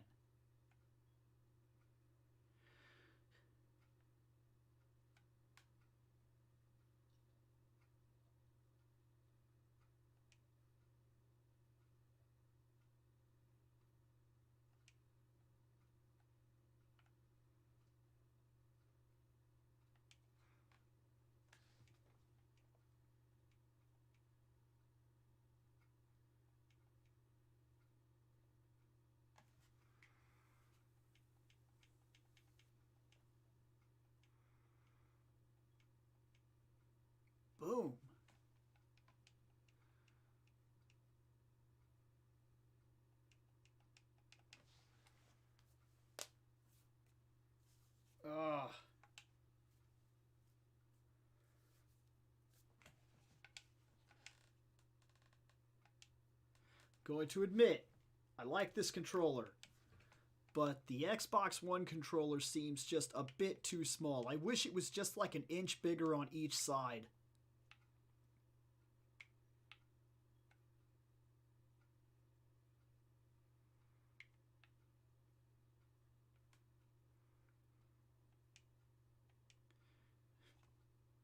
Then why are you here? Like, you're definitely not sanctioned to work here. Like, this place is in a form of disarray that makes me believe that you are no longer doing anything on the level.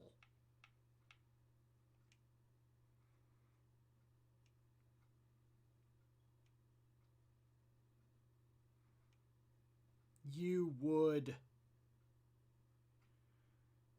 That kind of proves that you're not doing anything on the level here if you tried to blow me up.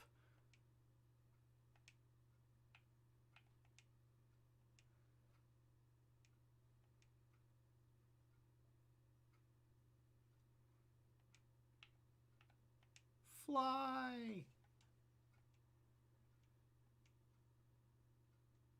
Haven't had a chance to watch it yet, but I got that Jay and Silent Bob rebooted. And then, when I was putting it on the shelf, I realized that somehow I no longer have Jay and Silent Bob Strikes Back. In fact, I'm missing a lot of movies. Like, as I've been alphabetizing the shelf, I've noticed I'm missing a lot of movies. Like, way more than I should be.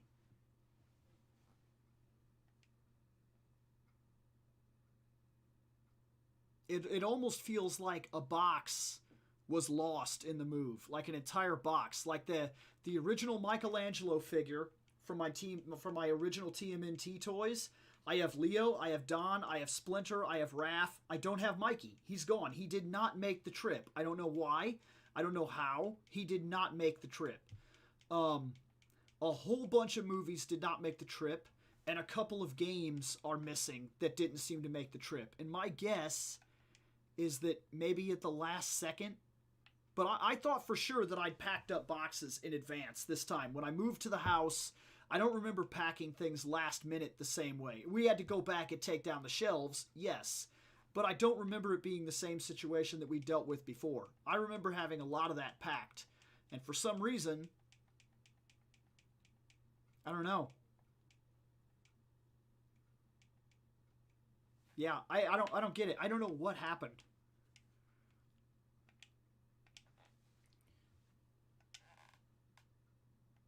Okay, well, that would be tedious, so we're just going to go ahead and... He's done. He's got the experience he can get here.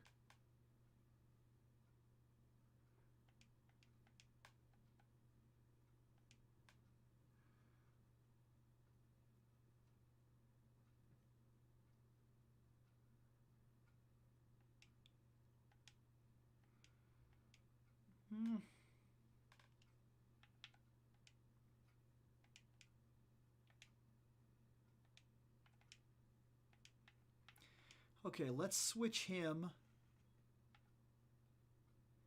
Okay, we got a 43, a 40. Okay, he's just a 40, so Gloves is going to come out to the front. See if we can't scrounge up a little bit extra for him.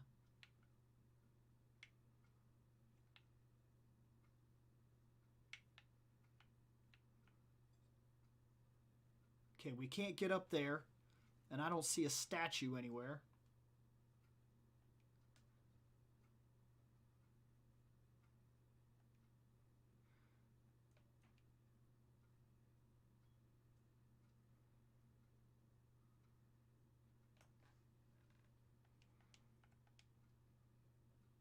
Damn.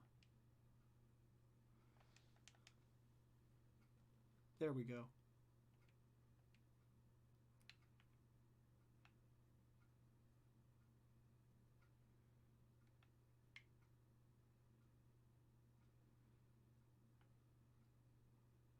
There's another squatting scientist.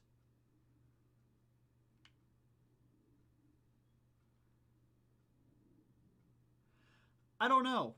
I didn't have the same boner that so many other people had for Mortal Kombat, and I talked about it. I did. There was something about it that did not appeal to me in the same way that a lot of other people seem to be very excited. I don't like the fact that we have like a point of view character to tell the story. Of all the characters you have, you could have built a story around the guys that existed. I don't know. Maybe it's good. I can't say anything bad yet. I can just say what I saw. Like, I saw that they were using this over effect on all of the footage, and I didn't quite like that. I thought it drowned a little bit of the color out that I would have preferred to see. The Scorpion part looks cool, and I'm hoping that it's just like a background thing, like a before thing. Mewtwo is too powerful. We have failed to curb its vicious tendencies. So, like, I'm assuming that's some sort of flashback thing that they show off. Because if Scorpion is alive, if he's a living dude, when the whole Mortal Kombat thing starts and Sub-Zero has these supernatural, super fucking ice powers, then impossible. Like, there's no way he can win. He can't win that fight. And if they're supposed to be like the fire and ice, enemies or whatever, then I want that to be a very even, very cool, possibly the spectacle of it. I don't know how they're going to do the tournament in general. It may sound crazy, but I actually think the first Mortal Kombat movie was solid. It felt like a supernatural Enter the Dragon, and I thought it worked very well. There are times that it could have taken itself a little more seriously. There are some things that could have been done better, I'll agree. But for what it was, and especially the time that movie was made, I think the first Mortal Kombat movie is very solid. Like, no joke, I think it's very well done. And I enjoy it, very much so. It's one of those movies I can literally sit down with right now, and I can watch it, and I'll watch the whole thing, and I'll have a damn good time doing it. So, if you are going to remake that movie, I'm one of those people that you're going to have a tougher time getting on board with it, but that doesn't mean it can't be done. I think that it could be a damn good movie. And I'm crossing my fingers that it is a damn good movie. So yes, I'm on board, but I'm worried about it.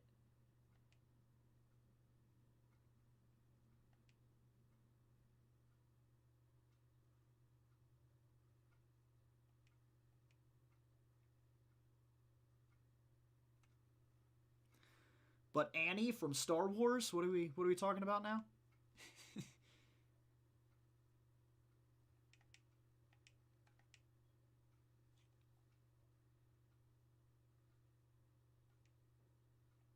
There's a bird here? There shouldn't be a bird here. There should be a bird in the power plant. There should be a bird in the archipelago island or whatever. And then I thought there was one on Victory Road. Oh. Wait, what? Annihilation was better? No. What? What? Are you... Man, I hope you're trying to joke.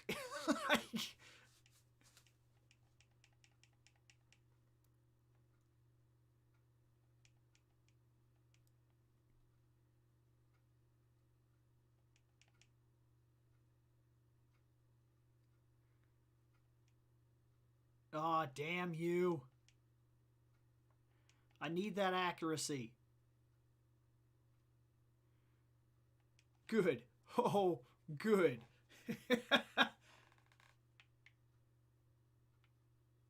Yeah, I'm trying really hard not to, like, shit on things. I really am, because I'm trying to change. Like, there's enough toxicity in every fandom going around right now. So I'm trying to give artistic interpretation a real shot. I don't want to fall into that nostalgia thing where I'm like, oh man, the first Mortal Kombat movie, even though I love it. I legitimately loved that first movie, but I'm hoping this new one, I want it to blow me away. I do. I want to be like, what the shit? Like, so I have to go see it to give it a fair shot. And when I go see it, I'm going to be as open-minded as I can about seeing it, and I'm hoping that it just absolutely blows me away. And there were a couple theaters, I think there's 2 theaters here that opened up, and so that's my chance to see it. And I'm definitely looking forward to doing so.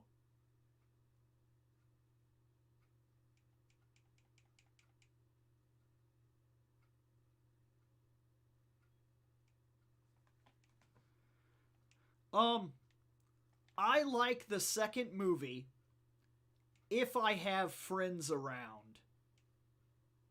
If I have 2 or 3 friends and they're in the room and we're watching the movie and we can rip on the movie while at the same time enjoying it for what it is, because it's a bad movie. But there's just enough ridiculousness and, like, just absolute stupidity about the movie that it's very enjoyable as a watch. And I think that has its own merit too. I think that sometimes movies like that are fun just on the fact of what they are. They're not meant to be taken super seriously. And if you don't take them super seriously, you will find a way to enjoy them.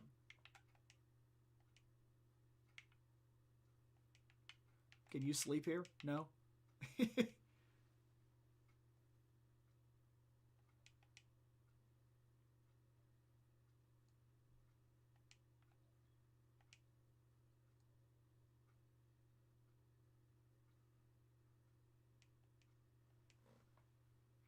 Oh, the first Raiden? Very good. The second Raiden? Oh, very bad. Like, so, oh man, amazingly bad.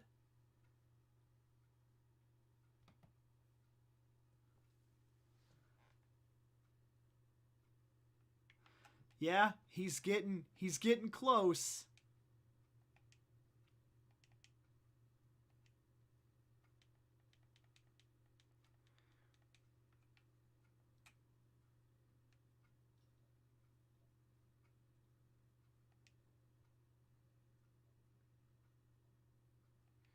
Really?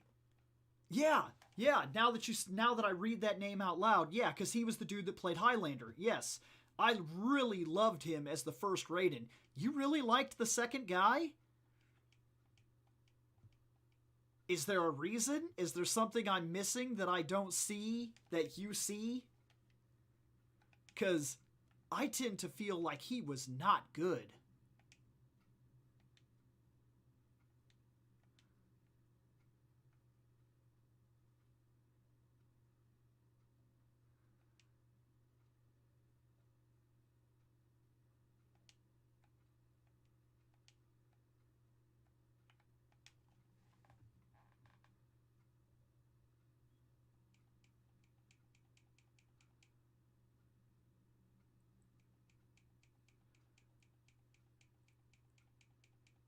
No, I agree.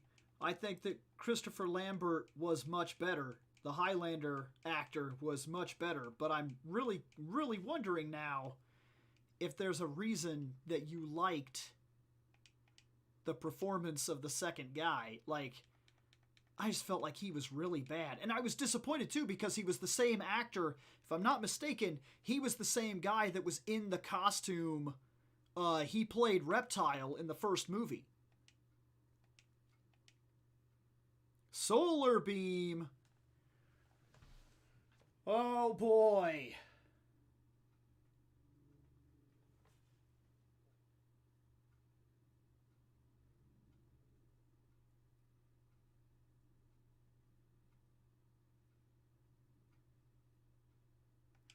Solar Beam is so good. Only Petals could learn it.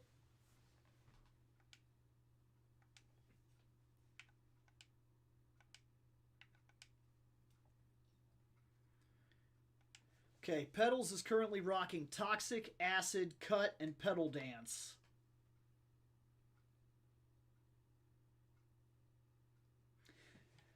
If I did Solar Beam, would I replace Pedal Dance? Or would I replace Acid and just make it a point to wreck out the poison effect with him? Like drop a Toxic, power up the Solar Beam. Oh, you just like the actor. Look, there's nothing wrong with that. Yes, I know that it expired. But yeah, that surprises me. It does. There's nothing wrong with liking him. I don't know what else he's been in, to be fair. I know without a doubt that Solar Beam, it's like a 120. It's like the best grass move in the game.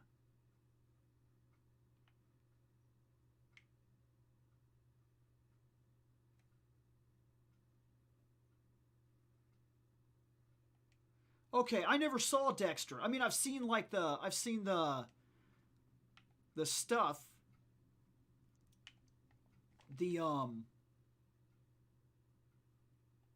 How'd I put it? I've seen like the covers to the series, like the pictures and whatnot, but I've never actually watched it.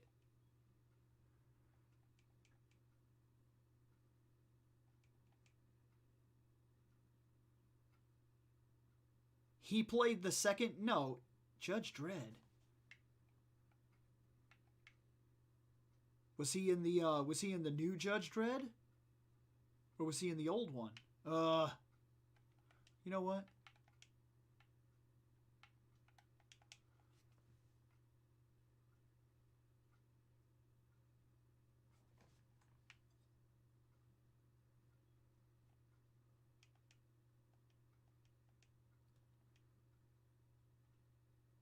Well, you got a lot of stuff that you know this dude from. There's nothing wrong with actually knowing. Since you know the actor, you probably have a finer appreciation, where the only thing I can really reference off the top of my head is he played Raiden, and I think he also was I think he was in the costume.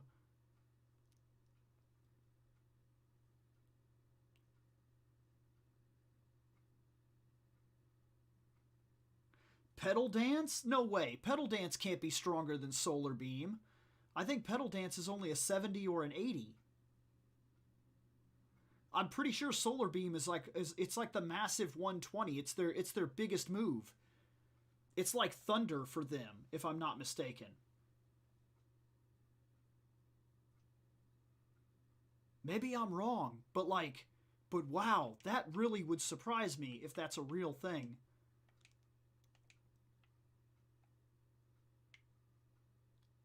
We're going to go absolutely wreck this gym. There's no chance for him. While you figure out this part, we're going to go wreck this gym.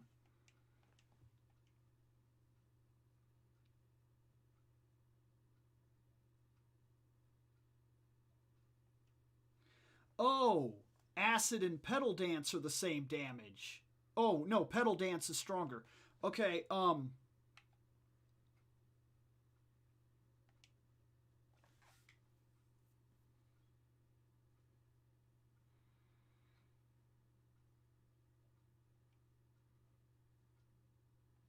man, what one to get rid of?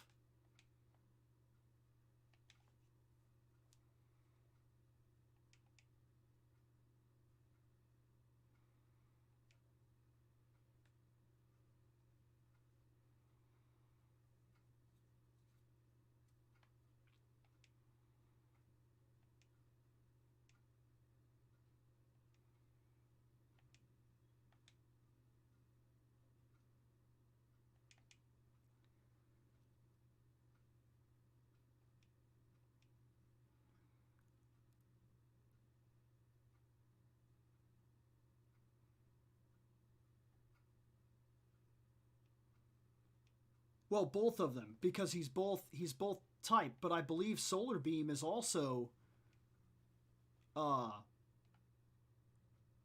Solar Beam is also a grass, so he should still get that benefit.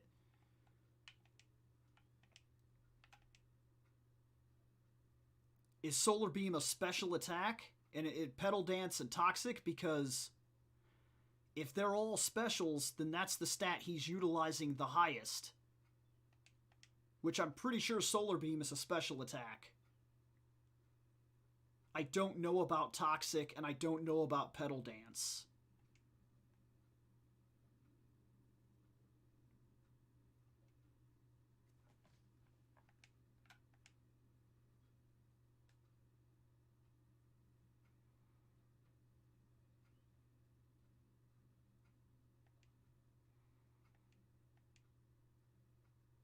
There's literally no chance for this gym. Skull Bash? Yes, we are going to learn that. We're going to replace Bite. Bite has not been doing its job, in my personal opinion. So we're going to replace normal Bite, because we're not at the point where Darks exist yet. So normal Bite goes away, normal Skull Bash takes its place.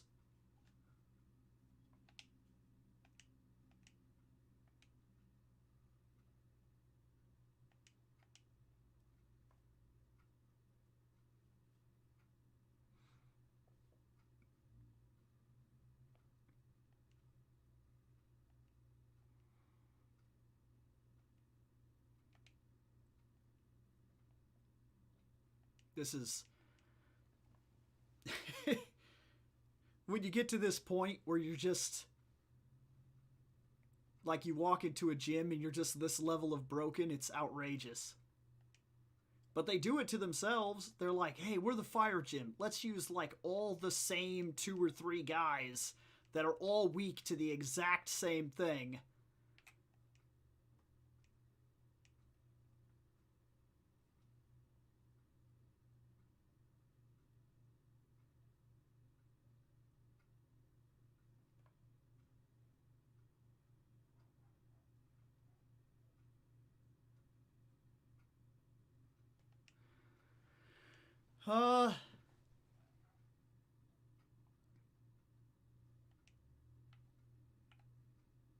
I can't argue with it that getting rid of Toxic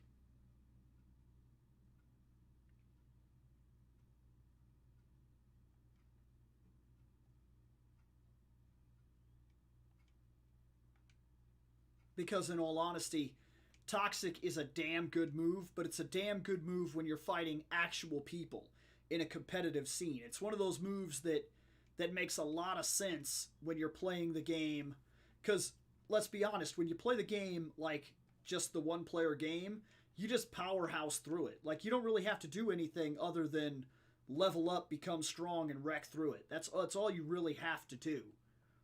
And the stronger the moves you have, the more damage you could do. Like,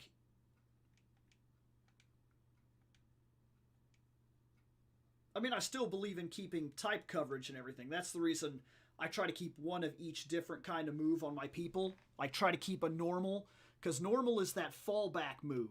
That if you run into trouble, unless you're fighting a ghost, normal could save your life. Having something like Skull Bash or Bite is important when you run into a situation where you have your one guy left and you need that one move to fall back on, and it's not strong versus anything, but it could be what you end up relying on.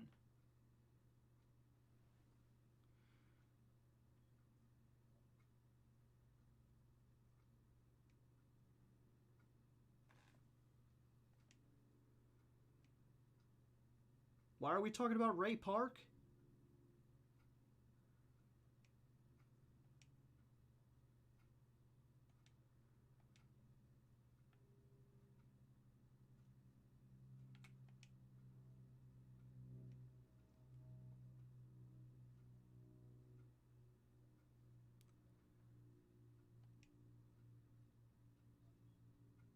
Oh, look at it. It's all majestic and shit. Or as Rich would say, that horse there, luscious.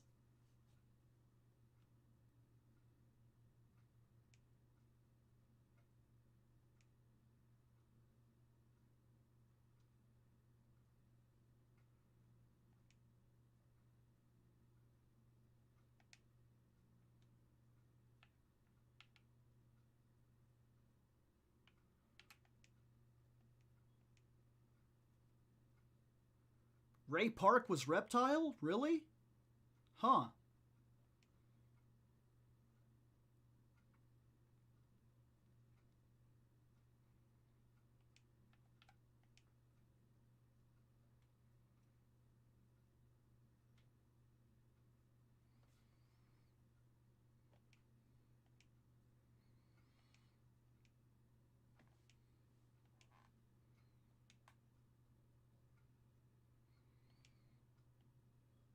Look it up. I thought I remembered something about the guy that played Raiden in part 2 was the guy that played Reptile in part 1. I thought I remembered hearing that. I'll be honest, I think I was watching a video. It may have been as simple as a YouTube video, and some guy was reviewing the Mortal Kombat Legacy. He was talking about like the shows and everything, and I think he got there and he was talking about how the second actor wasn't that good, but he was more capable of the physical scenes because he'd played Reptile. But maybe I misheard it, to be fair. I don't personally know.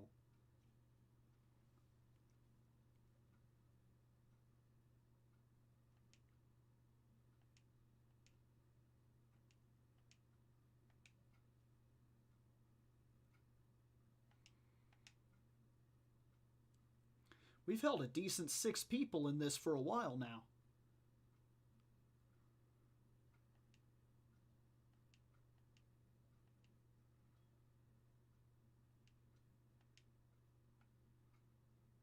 Okay, is this... Oh my god!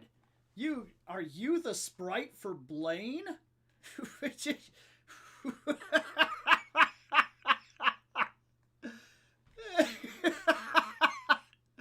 Really?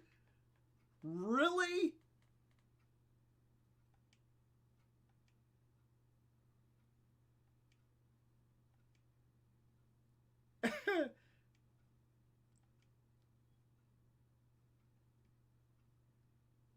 What?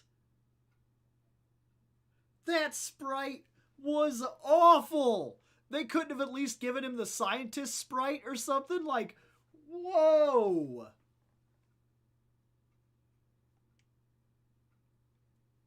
Wow. Shockingly bad.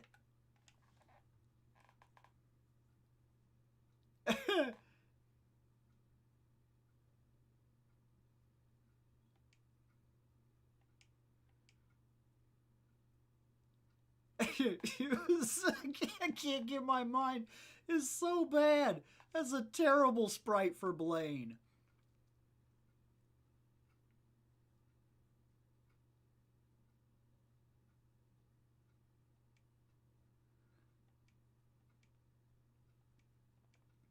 Blaine has literally zero chance. Horses!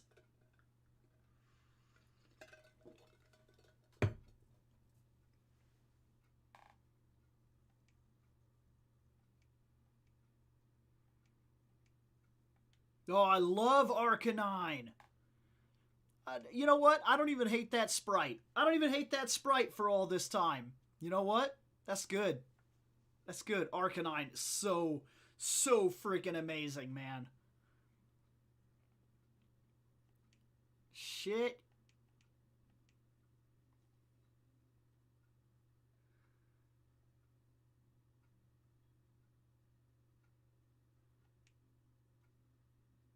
Okay. So, see, I knew there was I knew something about the first reptile guy was in the second movie. I thought he was Raiden. So, okay, I thought he was Raiden. I was wrong, but I did know that Reptile from part 1 was in the second movie. He was just a different guy. I didn't know he was Sub-Zero.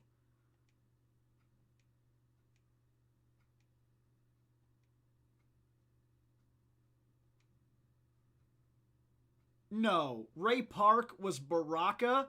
What a fucking throwaway piece of shit, awful fucking role for such a great guy. Holy shit, that's bad. Holy shit, that's so bad. Dude, they didn't even give him a fucking chance. Ah, Rockwing! You know what? I need a fire move. Yeah, you get it. You get it, Rockwing. You get Fire Blast. You are a fire-breathing, scary rock pterodactyl. You know what? I'm okay with this. Agility? Good. No. Yeah, agility, go away. Supersonic, I have more use for. Fly, wing attack, currently. A fire blast. It makes no sense, but so awesome. A fire-breathing rock, made of rock pterodactyl. It's like something out of fucking Gargoyles.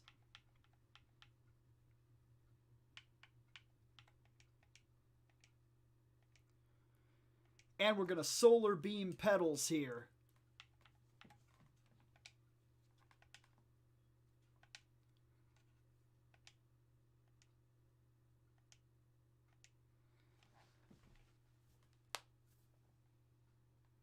Okay, we're either getting rid of Petal Dance, which I personally don't know if that's a good idea.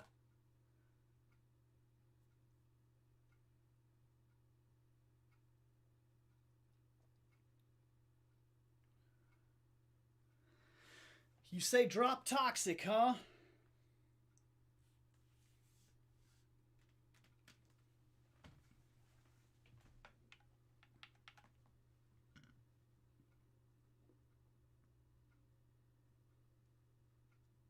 Okay, I think we'll do it.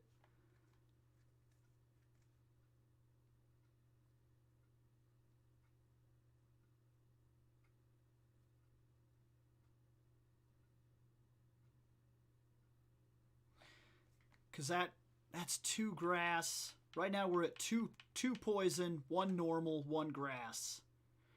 That would put us at 2 grass, 1 poison. But Toxic guarantees that they get poisoned.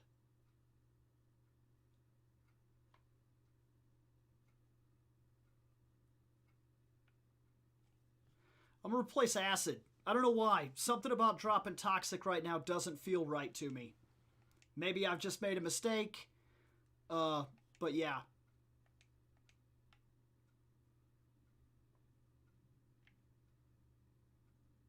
Yeah, he was Toad in X-Men. But at least he got to do something. He got to be a badass. The most badass Toad we've ever seen.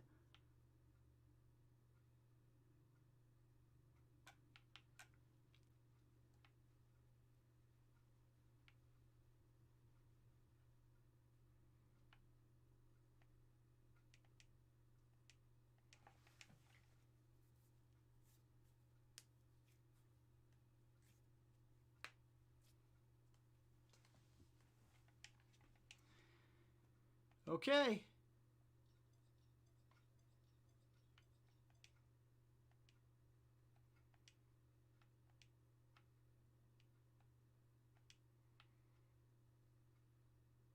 Let's drop off the secret key. TM14.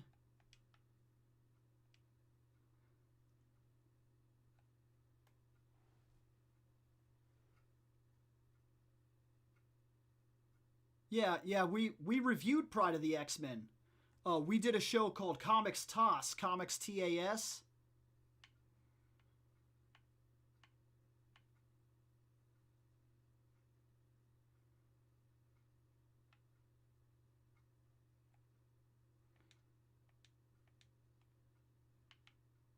What do Carbos do for us? I can't remember.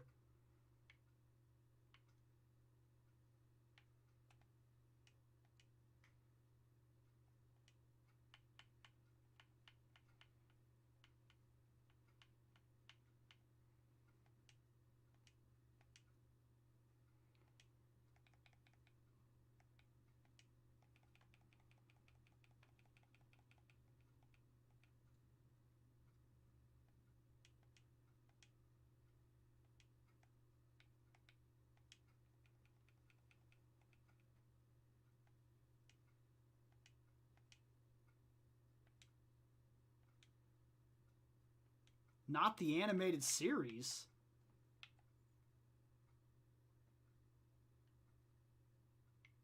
Then what are you talking about? What else was it if it wasn't the animated series?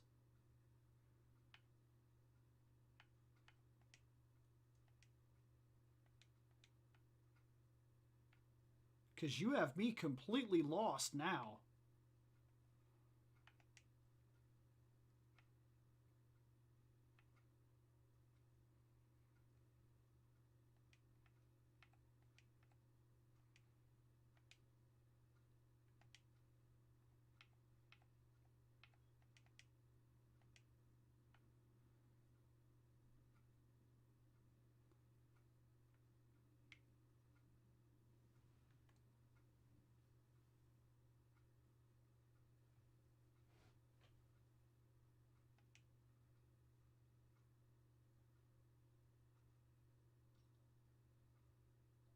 Yeah, we did a show called Comics Toss.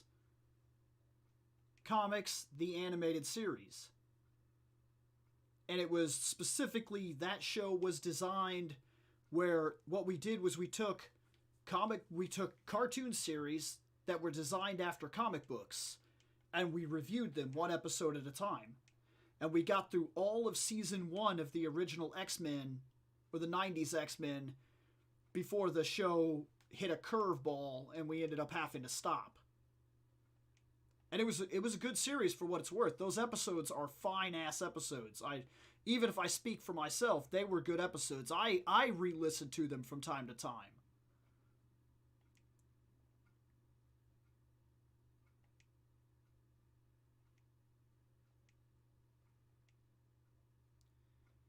Yeah, we've covered so much and done so much. We talk about it every now and then on the show.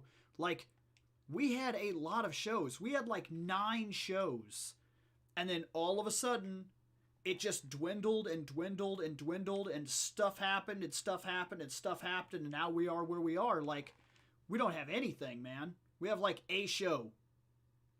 I run my own personal show, and then we have the Sentai Review, and that's it. It's the only shows we have.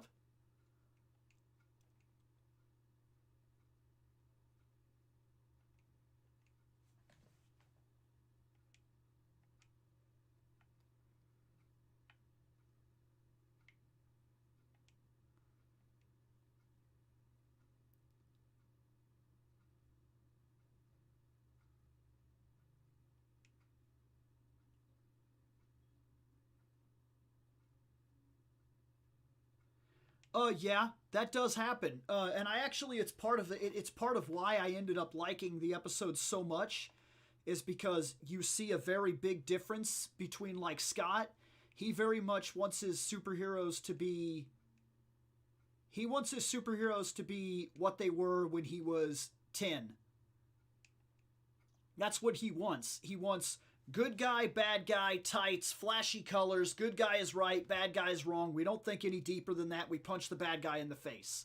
That's what he wants. He wants heroes in hero stories. He doesn't give a shit about anything else.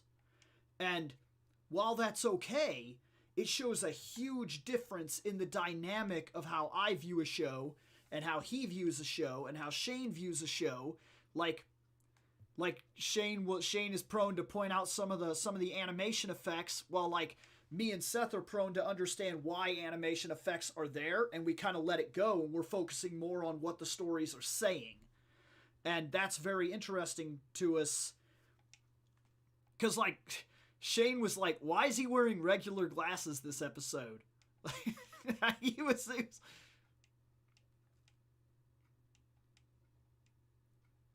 But I very much like those episodes a lot. That was a show called Comics Toss.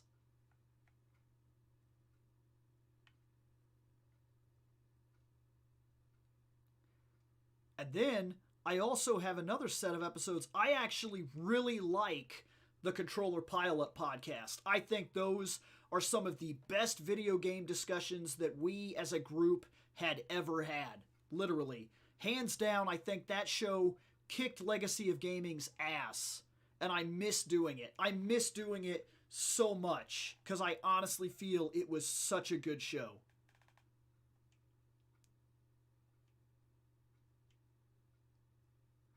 The Batman, like the one that happened after our animated series, The Batman. Because personally, yes, after sitting down with it a second time, yes, I did like The Batman. I also tended to like Beware the Bat, and I think they cut it off right before it got really good. Right when it was hitting its stride, when it was about to become something that was definitely worth watching, they shut it down, and I think they did themselves a massive disservice with that.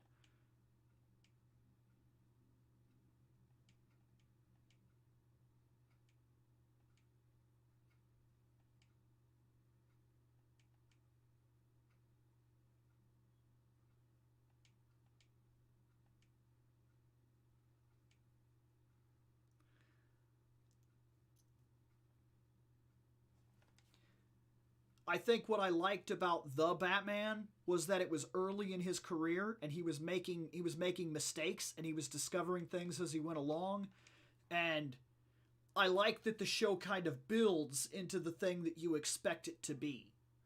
And I also liked that the Batman took some costume choices. Like there's times that he appears in the all white snow outfit. I thought that was amazing. There are times when it goes into his future and it shows the actual big, giant, huge, scary, freaking Dark Knight Batman. And there are times when it shows like the all black stealth suit and it shows like the armored Batman. I really like costume change like that. I thought that was really cool.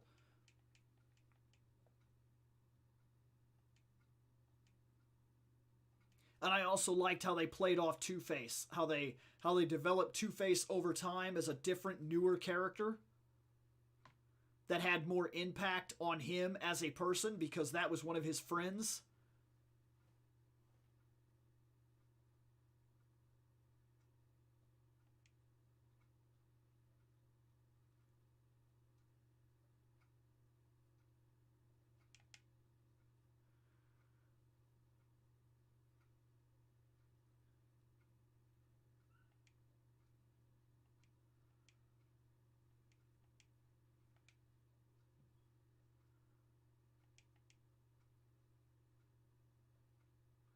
Yeah, and I also liked Beware the Bat. I really think they cut that off too damn soon. Like right when it was starting to introduce villains that people knew, like it was bringing in Deathstroke and shit like that, and it was developing a storyline that was truly interesting. It played off the idea of like it was before Robin, and it was still back when Alfred was young enough to be kind of a part of the game. So they kind of changed certain aspects of it, and he makes legitimate mistakes, and he fights villains that like we're not used to, because he fights like Frog and Pig and characters like that quite frankly really don't have much of a place in Batman cartoons, because like they're they're lower tier earlier villains that we've kind of moved on from. But I loved the fact that they were utilizing them because it allowed them to tell stories that we weren't yet dealing with, like Silver Monkey and shit like that. Like, you don't see any of that shit in newer Batman or even the 90s Batman, because they just want to use the Joker over and over and over again. And while the Joker is great, there's something to be said for being able to use new material. And I like characters like you said, like Anarchy. Yeah, I liked things like Anarchy because it allows us to play with an aspect that we haven't been doing.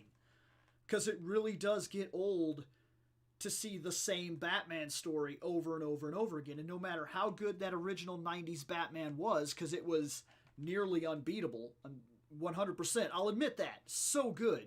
The fact that every episode is like its own little movie, and you don't need any prior knowledge of Batman, you just sit down and enjoy the hell out of what they're showing you. Beautiful. Beautiful. But there is something to The Batman and Beware the Bat being a continual story that builds in continuities and expands the villain pool, telling stories that we just didn't get to have in our youth or even today. Like, no movie is gonna do Frog and Pig. Shit, they're just now like getting brave enough to really tackle the Penguin as what he is.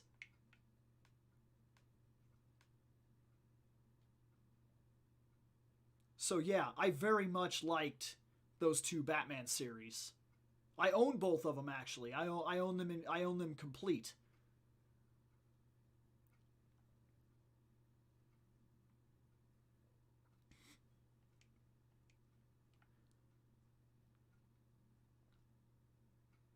And we are back home.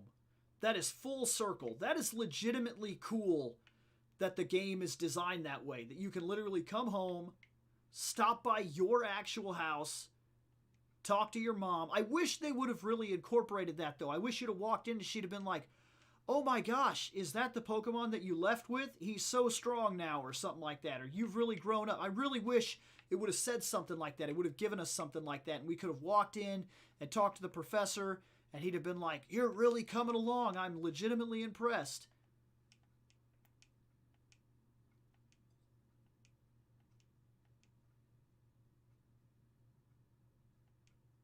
Yeah, that would have been so cool if they would have actually made that.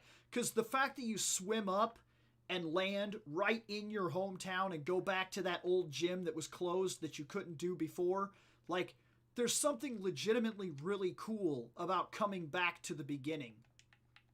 Coming full circle and seeing where you started. Like, because you got to walk up this hill. I mean, you could just fly to the first town, but if you really take it in and you really experience how far you've come, and you walk up that hill, and like if I would have gotten attacked by like the Pidgey and seen, like there's something to seeing just how far you've really come, and we don't need healed. We just slip at moms. It is really cool. I think the fact that the game is designed like that is just one more reason why. See, and this guy's like, the gym leader's returned. Which at the beginning of the game, you were like, where is he?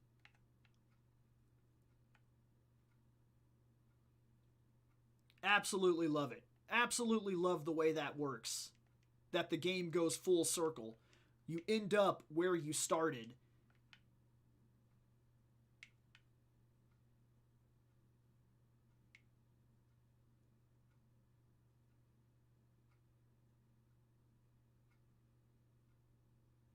Gonna throw up.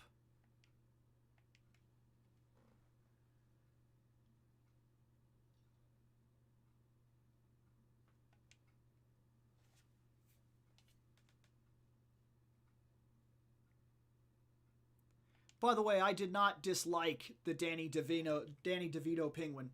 Did not. I don't hate him at all. Literally in the least. And there's a reason for that. Because in the universe that they were building, this Tim Burton Batman universe, he makes a ridiculous amount of sense. Tim Burton likes monsters and shit like that. It legitimately works. It belongs in that universe.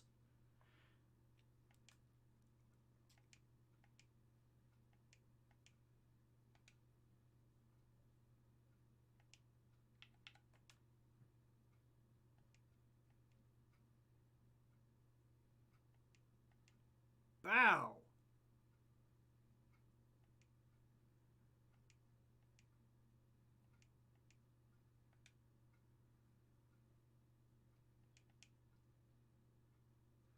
I never watched any of Brave and the Bold. I just didn't. So I don't really have anything I could say about it.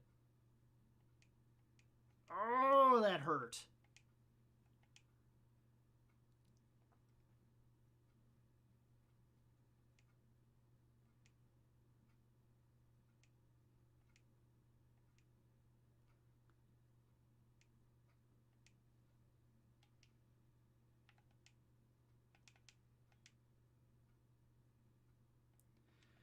Oh boy.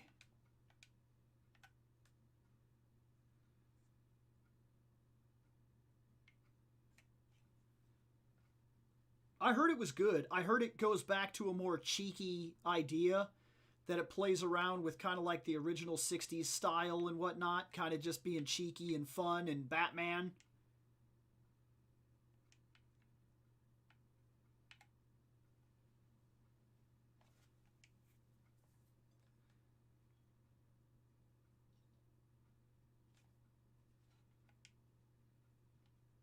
Rhyhorn.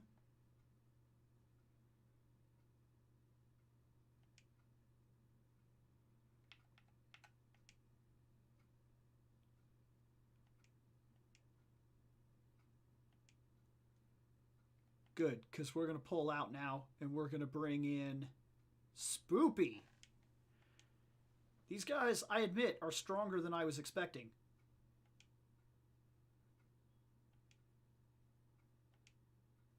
The Spectre. Oh, okay.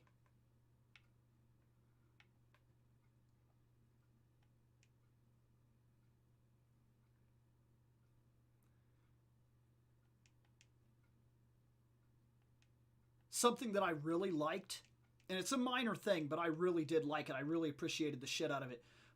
Adam West plays the Gray Ghost in the 90s Batman, and it just happens to be the hero that kind of inspired Batman. Like, I really like that episode. I kind of like that you're seeing like a darker version of Adam West, as if his career fell apart after Batman and whatnot. And it does mirror a little bit of that, actually. He did have some troubles after that, getting into certain circles and doing certain things that he felt he wanted to do because he'd done Batman, and it was kind of misunderstood. See, Batman was supposed to be a tongue-in-cheek comedy satire of the thing. That was a big thing at the time, was camp. And the whole thing was meant to not be taken seriously. It was meant to be exactly what you saw.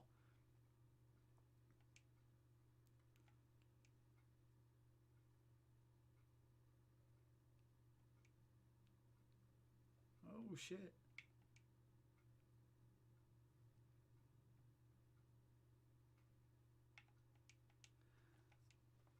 And he kind of got screwed, because even today there's people that really don't understand that. They think that Batman series was like serious and that it was bad. And it can be hard to explain to somebody like Shane. Shane hates that Batman series. And I'm like, Shane, I get that he put Bat Ladder, a little sign on the bottom of the ladder. And he's like, that doesn't make it a Bat Ladder. That's so stupid. And I'm like, that's the entire point. It is literally the entire point. That is why you watch it, is because of how ridiculous it is. It's purposely being ridiculous.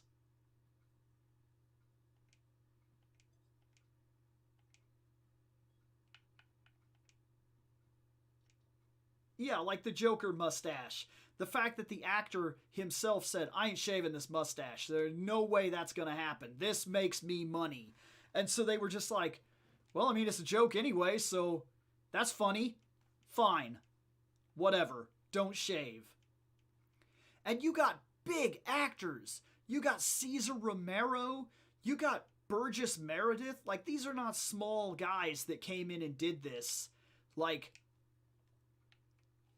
just one major hitter after another that came in and did that show. And if you're looking at it and you're thinking that they're taking it seriously, like, you missed the joke entirely. You're too damn serious, if that's a problem that you're having.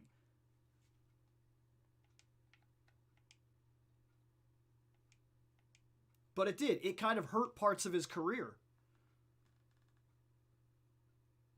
Oh, shit, Vincent Price was in the show. Yeah, you're right. I'm going to be honest. I can't remember who he played, but I do now that... Was he the egg guy?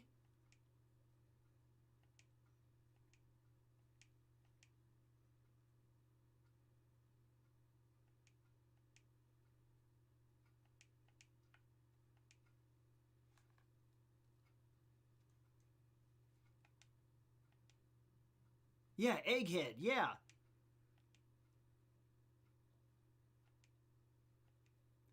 And aside from the fact that there were scheduling conflicts, William Shatner would have made an appearance. They wanted him for Two-Face, and the script fell through, and he never got a chance to actually do it.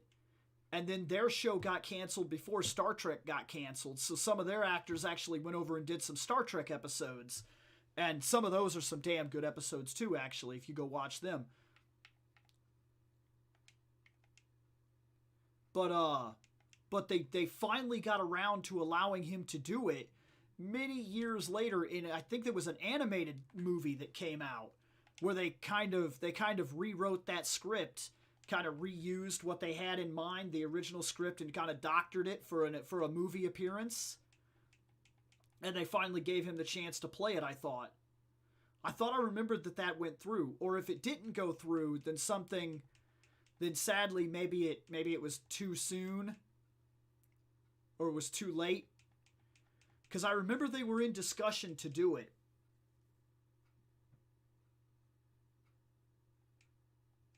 I know they did the first movie. And then there was talk that they were going to do the second movie, and now that my mind is, I wonder if my mind is telling me that Adam West may have died right before they had the actual opportunity to finish that. So I don't think they did the second one. But the second one, William Shatner was set to be in it. Because they even had an episode on Hollywood Babylon where they talked about it, and it was going to be a big thing. And then it got, I don't think it actually did get done. The more I try to reference it in my mind, the more it feels like we didn't get that.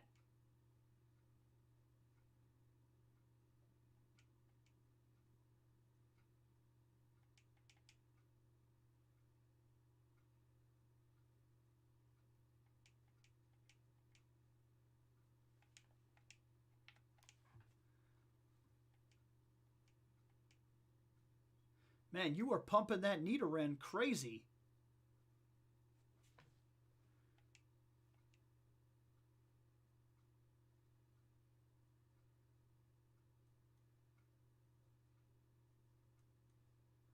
No, I know he did the first movie, but I don't think the second one got off the ground.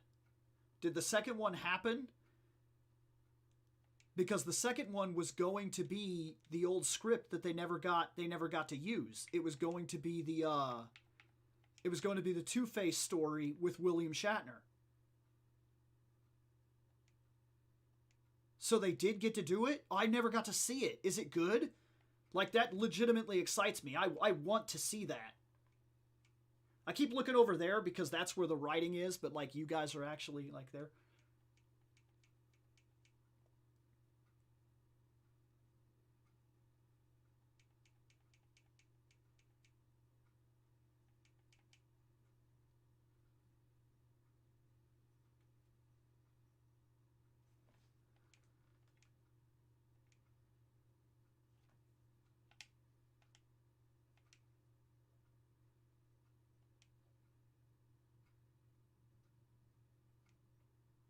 Has a Harley Quinn.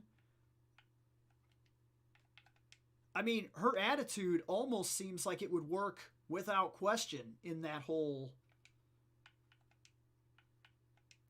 Spoopy to the front.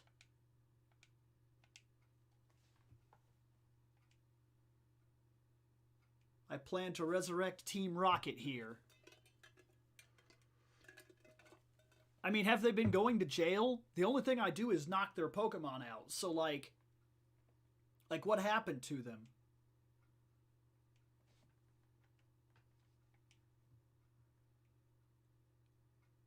I really like the way they redo this storyline for the Pokemon Red anime, the Red and Blue anime. Oh, that is so good. That is so good the way they handle this whole situation.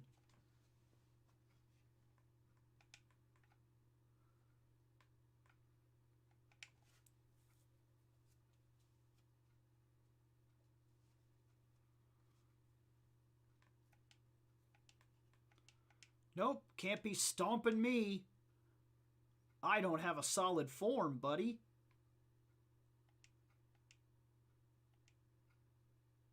Doug Trio. Okay, so Petals is 46. Shell Shock is 45. We're going to give it to Shock.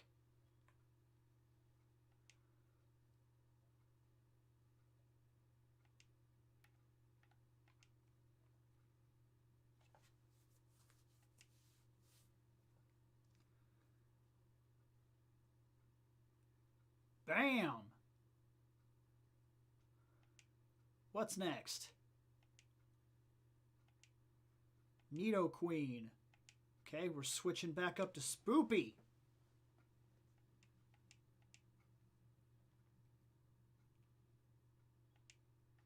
Spoopy! That ought to smash him. He's poison. She's poison. Nope, can't scratch me. I'm not solid.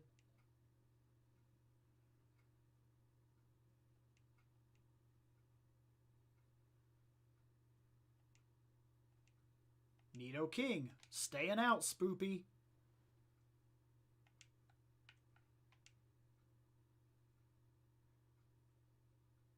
Bam!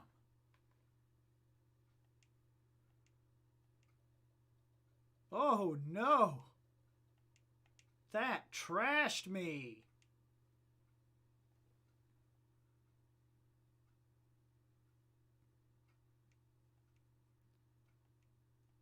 Rhydon. We will switch for Rhydon. See if we can't get that 46 on Shell Shock.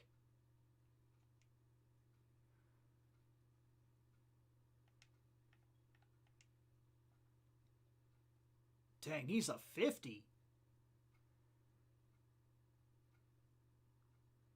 Knowing how much ass you have to kick in the original game to have a full set team of Pokemon and get to level 50, like, Giovanni was no joke.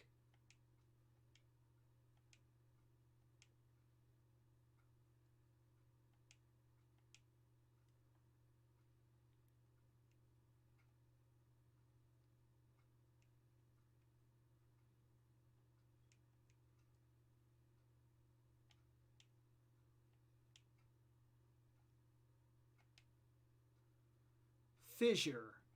It will take out a Pokemon with just one hit. Yeah, it's one of those, you only get 5 of it. And when it doesn't work, it doesn't work, period. And it has a very low hit.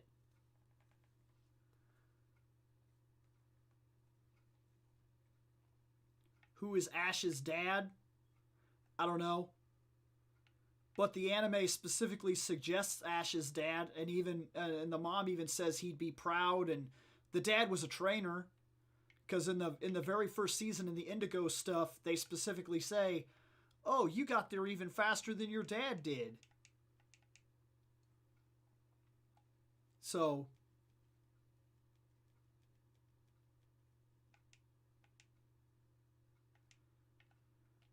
okay. This we're not going to do that. We're not doing Fissure.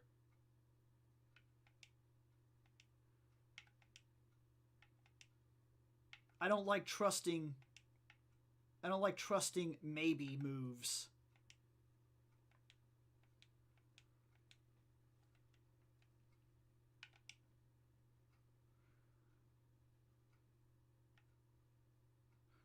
Okay, that's 45. Rock is literally the weakest. He's a 36.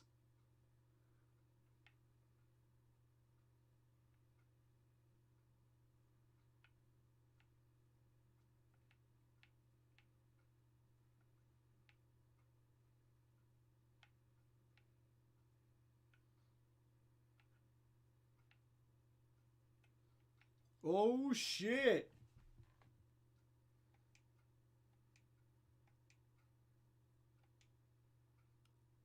You collected all the badges too? That's cool.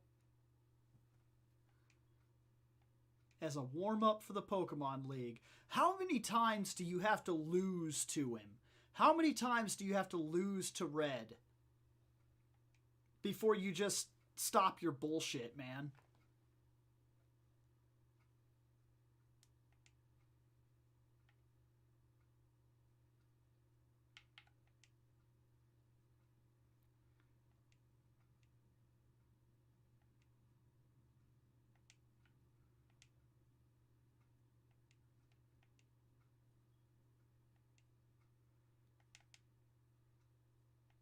Ugh.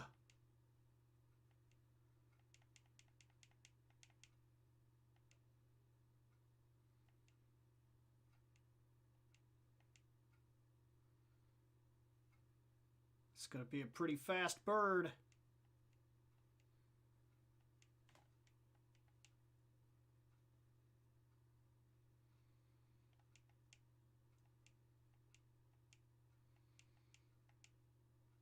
Do you not know what to do? Because I'm like... Weird.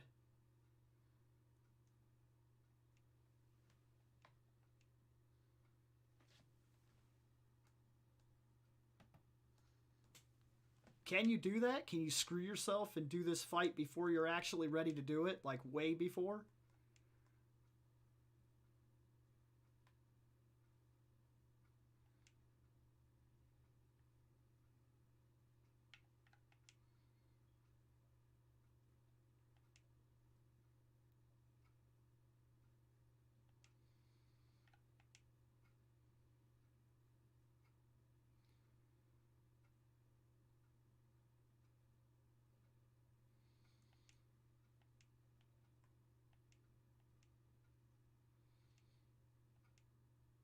Gyarados.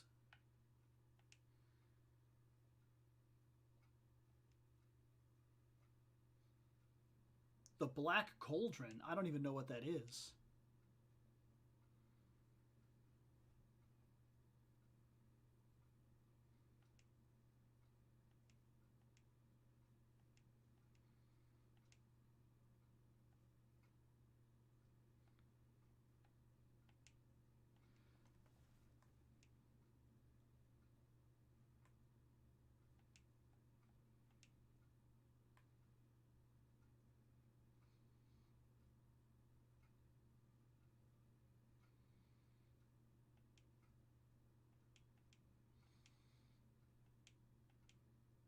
Alakazam. I still really don't have anything set up to deal with psychic people.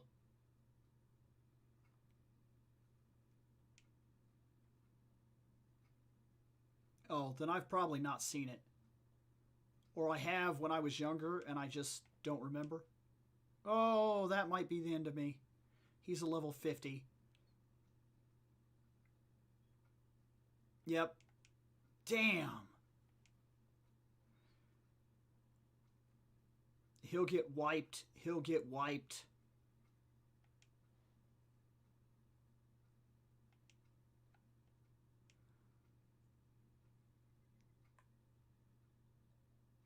Whew.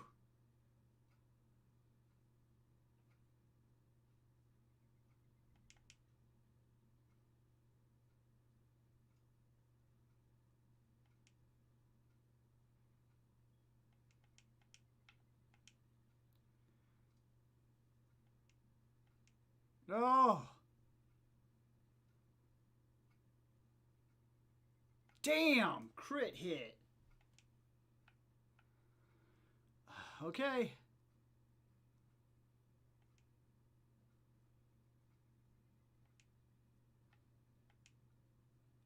Oh, you.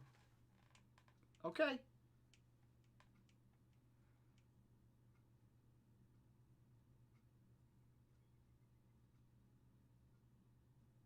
Damn.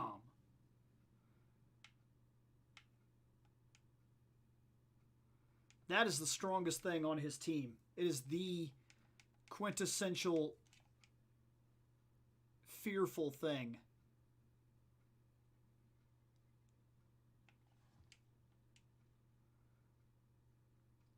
Beast it.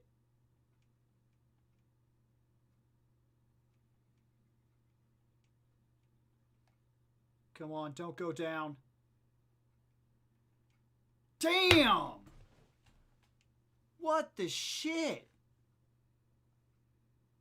He's gonna get us.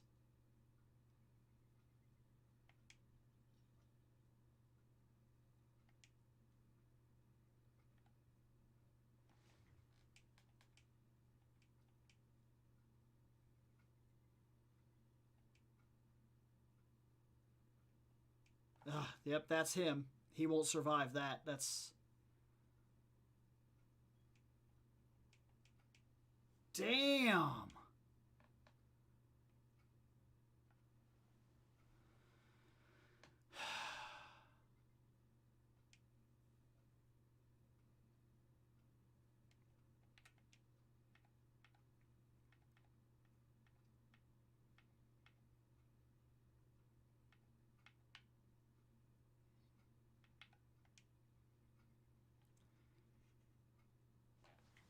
Uh, amps seem to hurt him more than anybody else.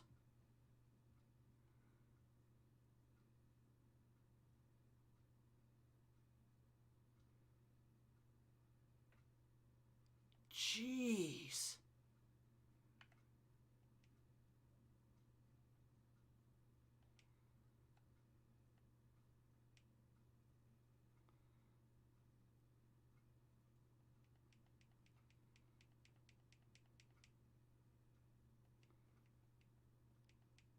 Damn, it's crit after crit after crit.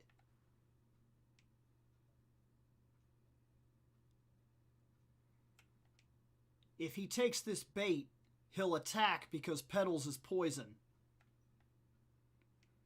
And he's not faster than my Raichu.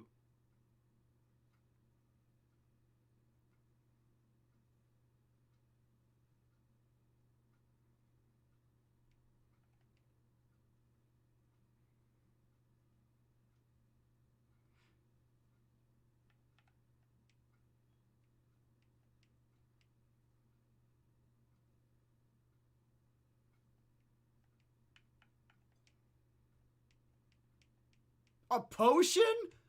Like a 20 hit points potion? What? What? What?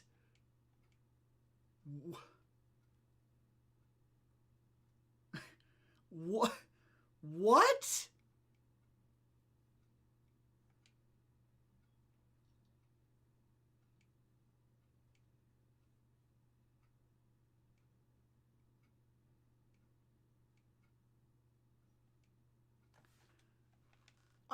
I could barely believe that even happened.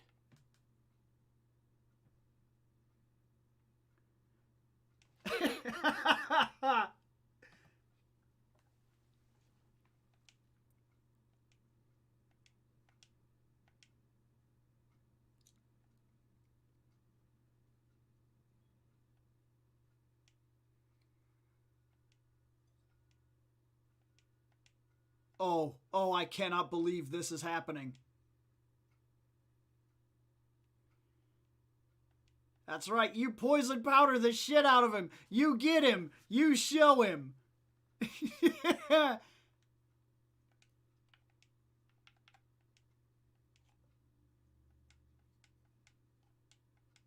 No, oh, did I kill myself? I did not. I'm the beast. I'm a beast up in here. Beast!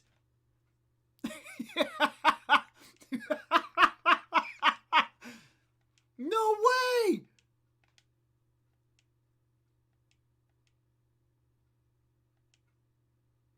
Oh, okay. I kind of figured I couldn't get away with that, but still.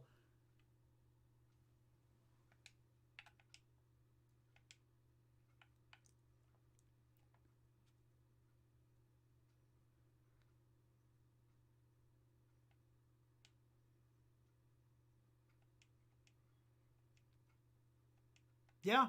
Yeah, no, you're showing me.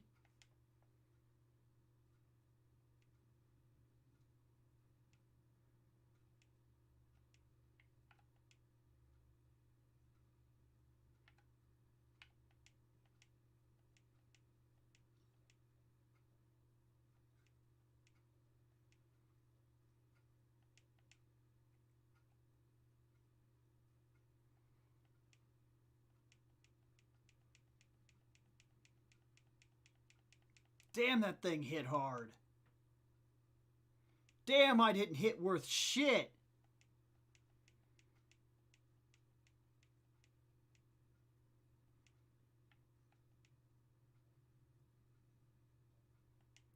Ice Beam, best chance I've got. That's gonna hurt.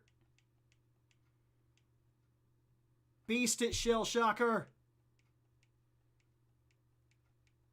Damn! Fucking critical hits!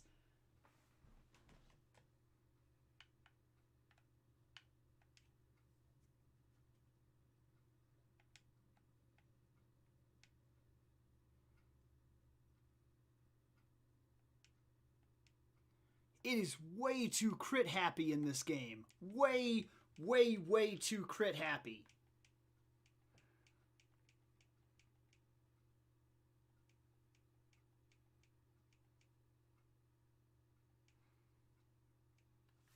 Okay, okay.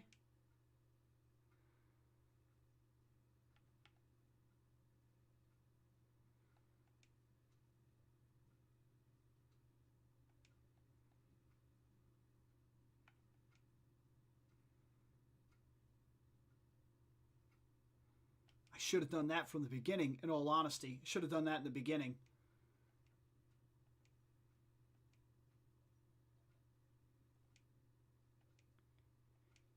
Damn!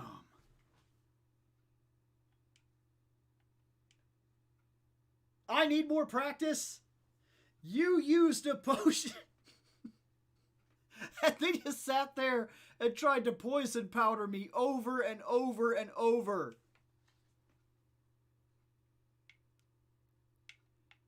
Pokemon Center.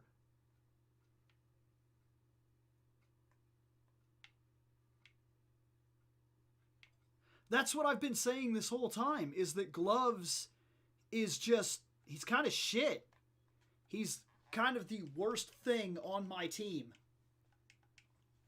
I don't know what's going on with his punches, but he's not landing with any power, and I can't figure out what's going on. Like, I think that I got screwed. I think that those punches are, specials, and I don't think his special is too damn low. It's 53. His attack is 107. So, like, Strength and Comet Punch are worth it, but that's it. So I'm kind of getting screwed. Damn. It's making him the worst thing on my team. And I'm pretty much at the end now. There's not a lot I could do to really turn that around. I need something that can use strength that'll power through the end dungeon, and he's it.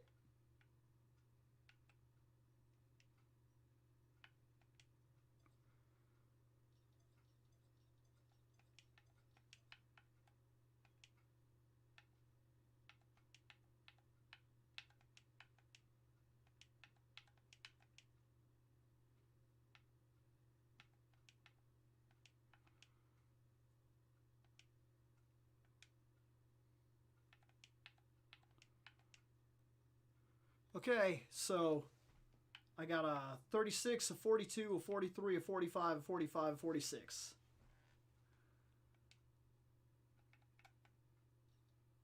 After that epic, unbelievable fail that Blue did, Blue had me. He was the first trainer in the game. He had me. He had me dead to rights. There was literally zero chance. I had zero chance that Alakazam had ripped through my team. He had me on the ropes. There was literally zero chance. I could not win. He has Recover on the Alakazam.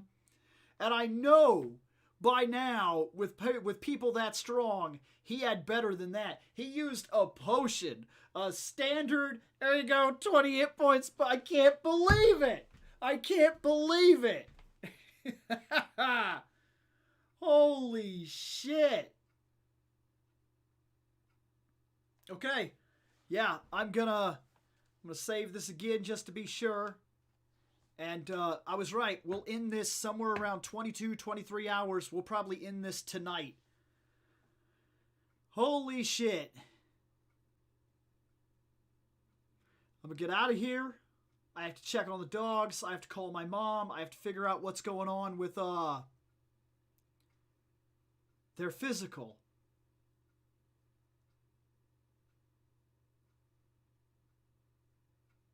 Awesome. Well, yeah, like I said, I'm going to get out of here. I got to check on the dogs. I got to call my mom and see why she didn't get a hold of me. I got to pick up my kid here.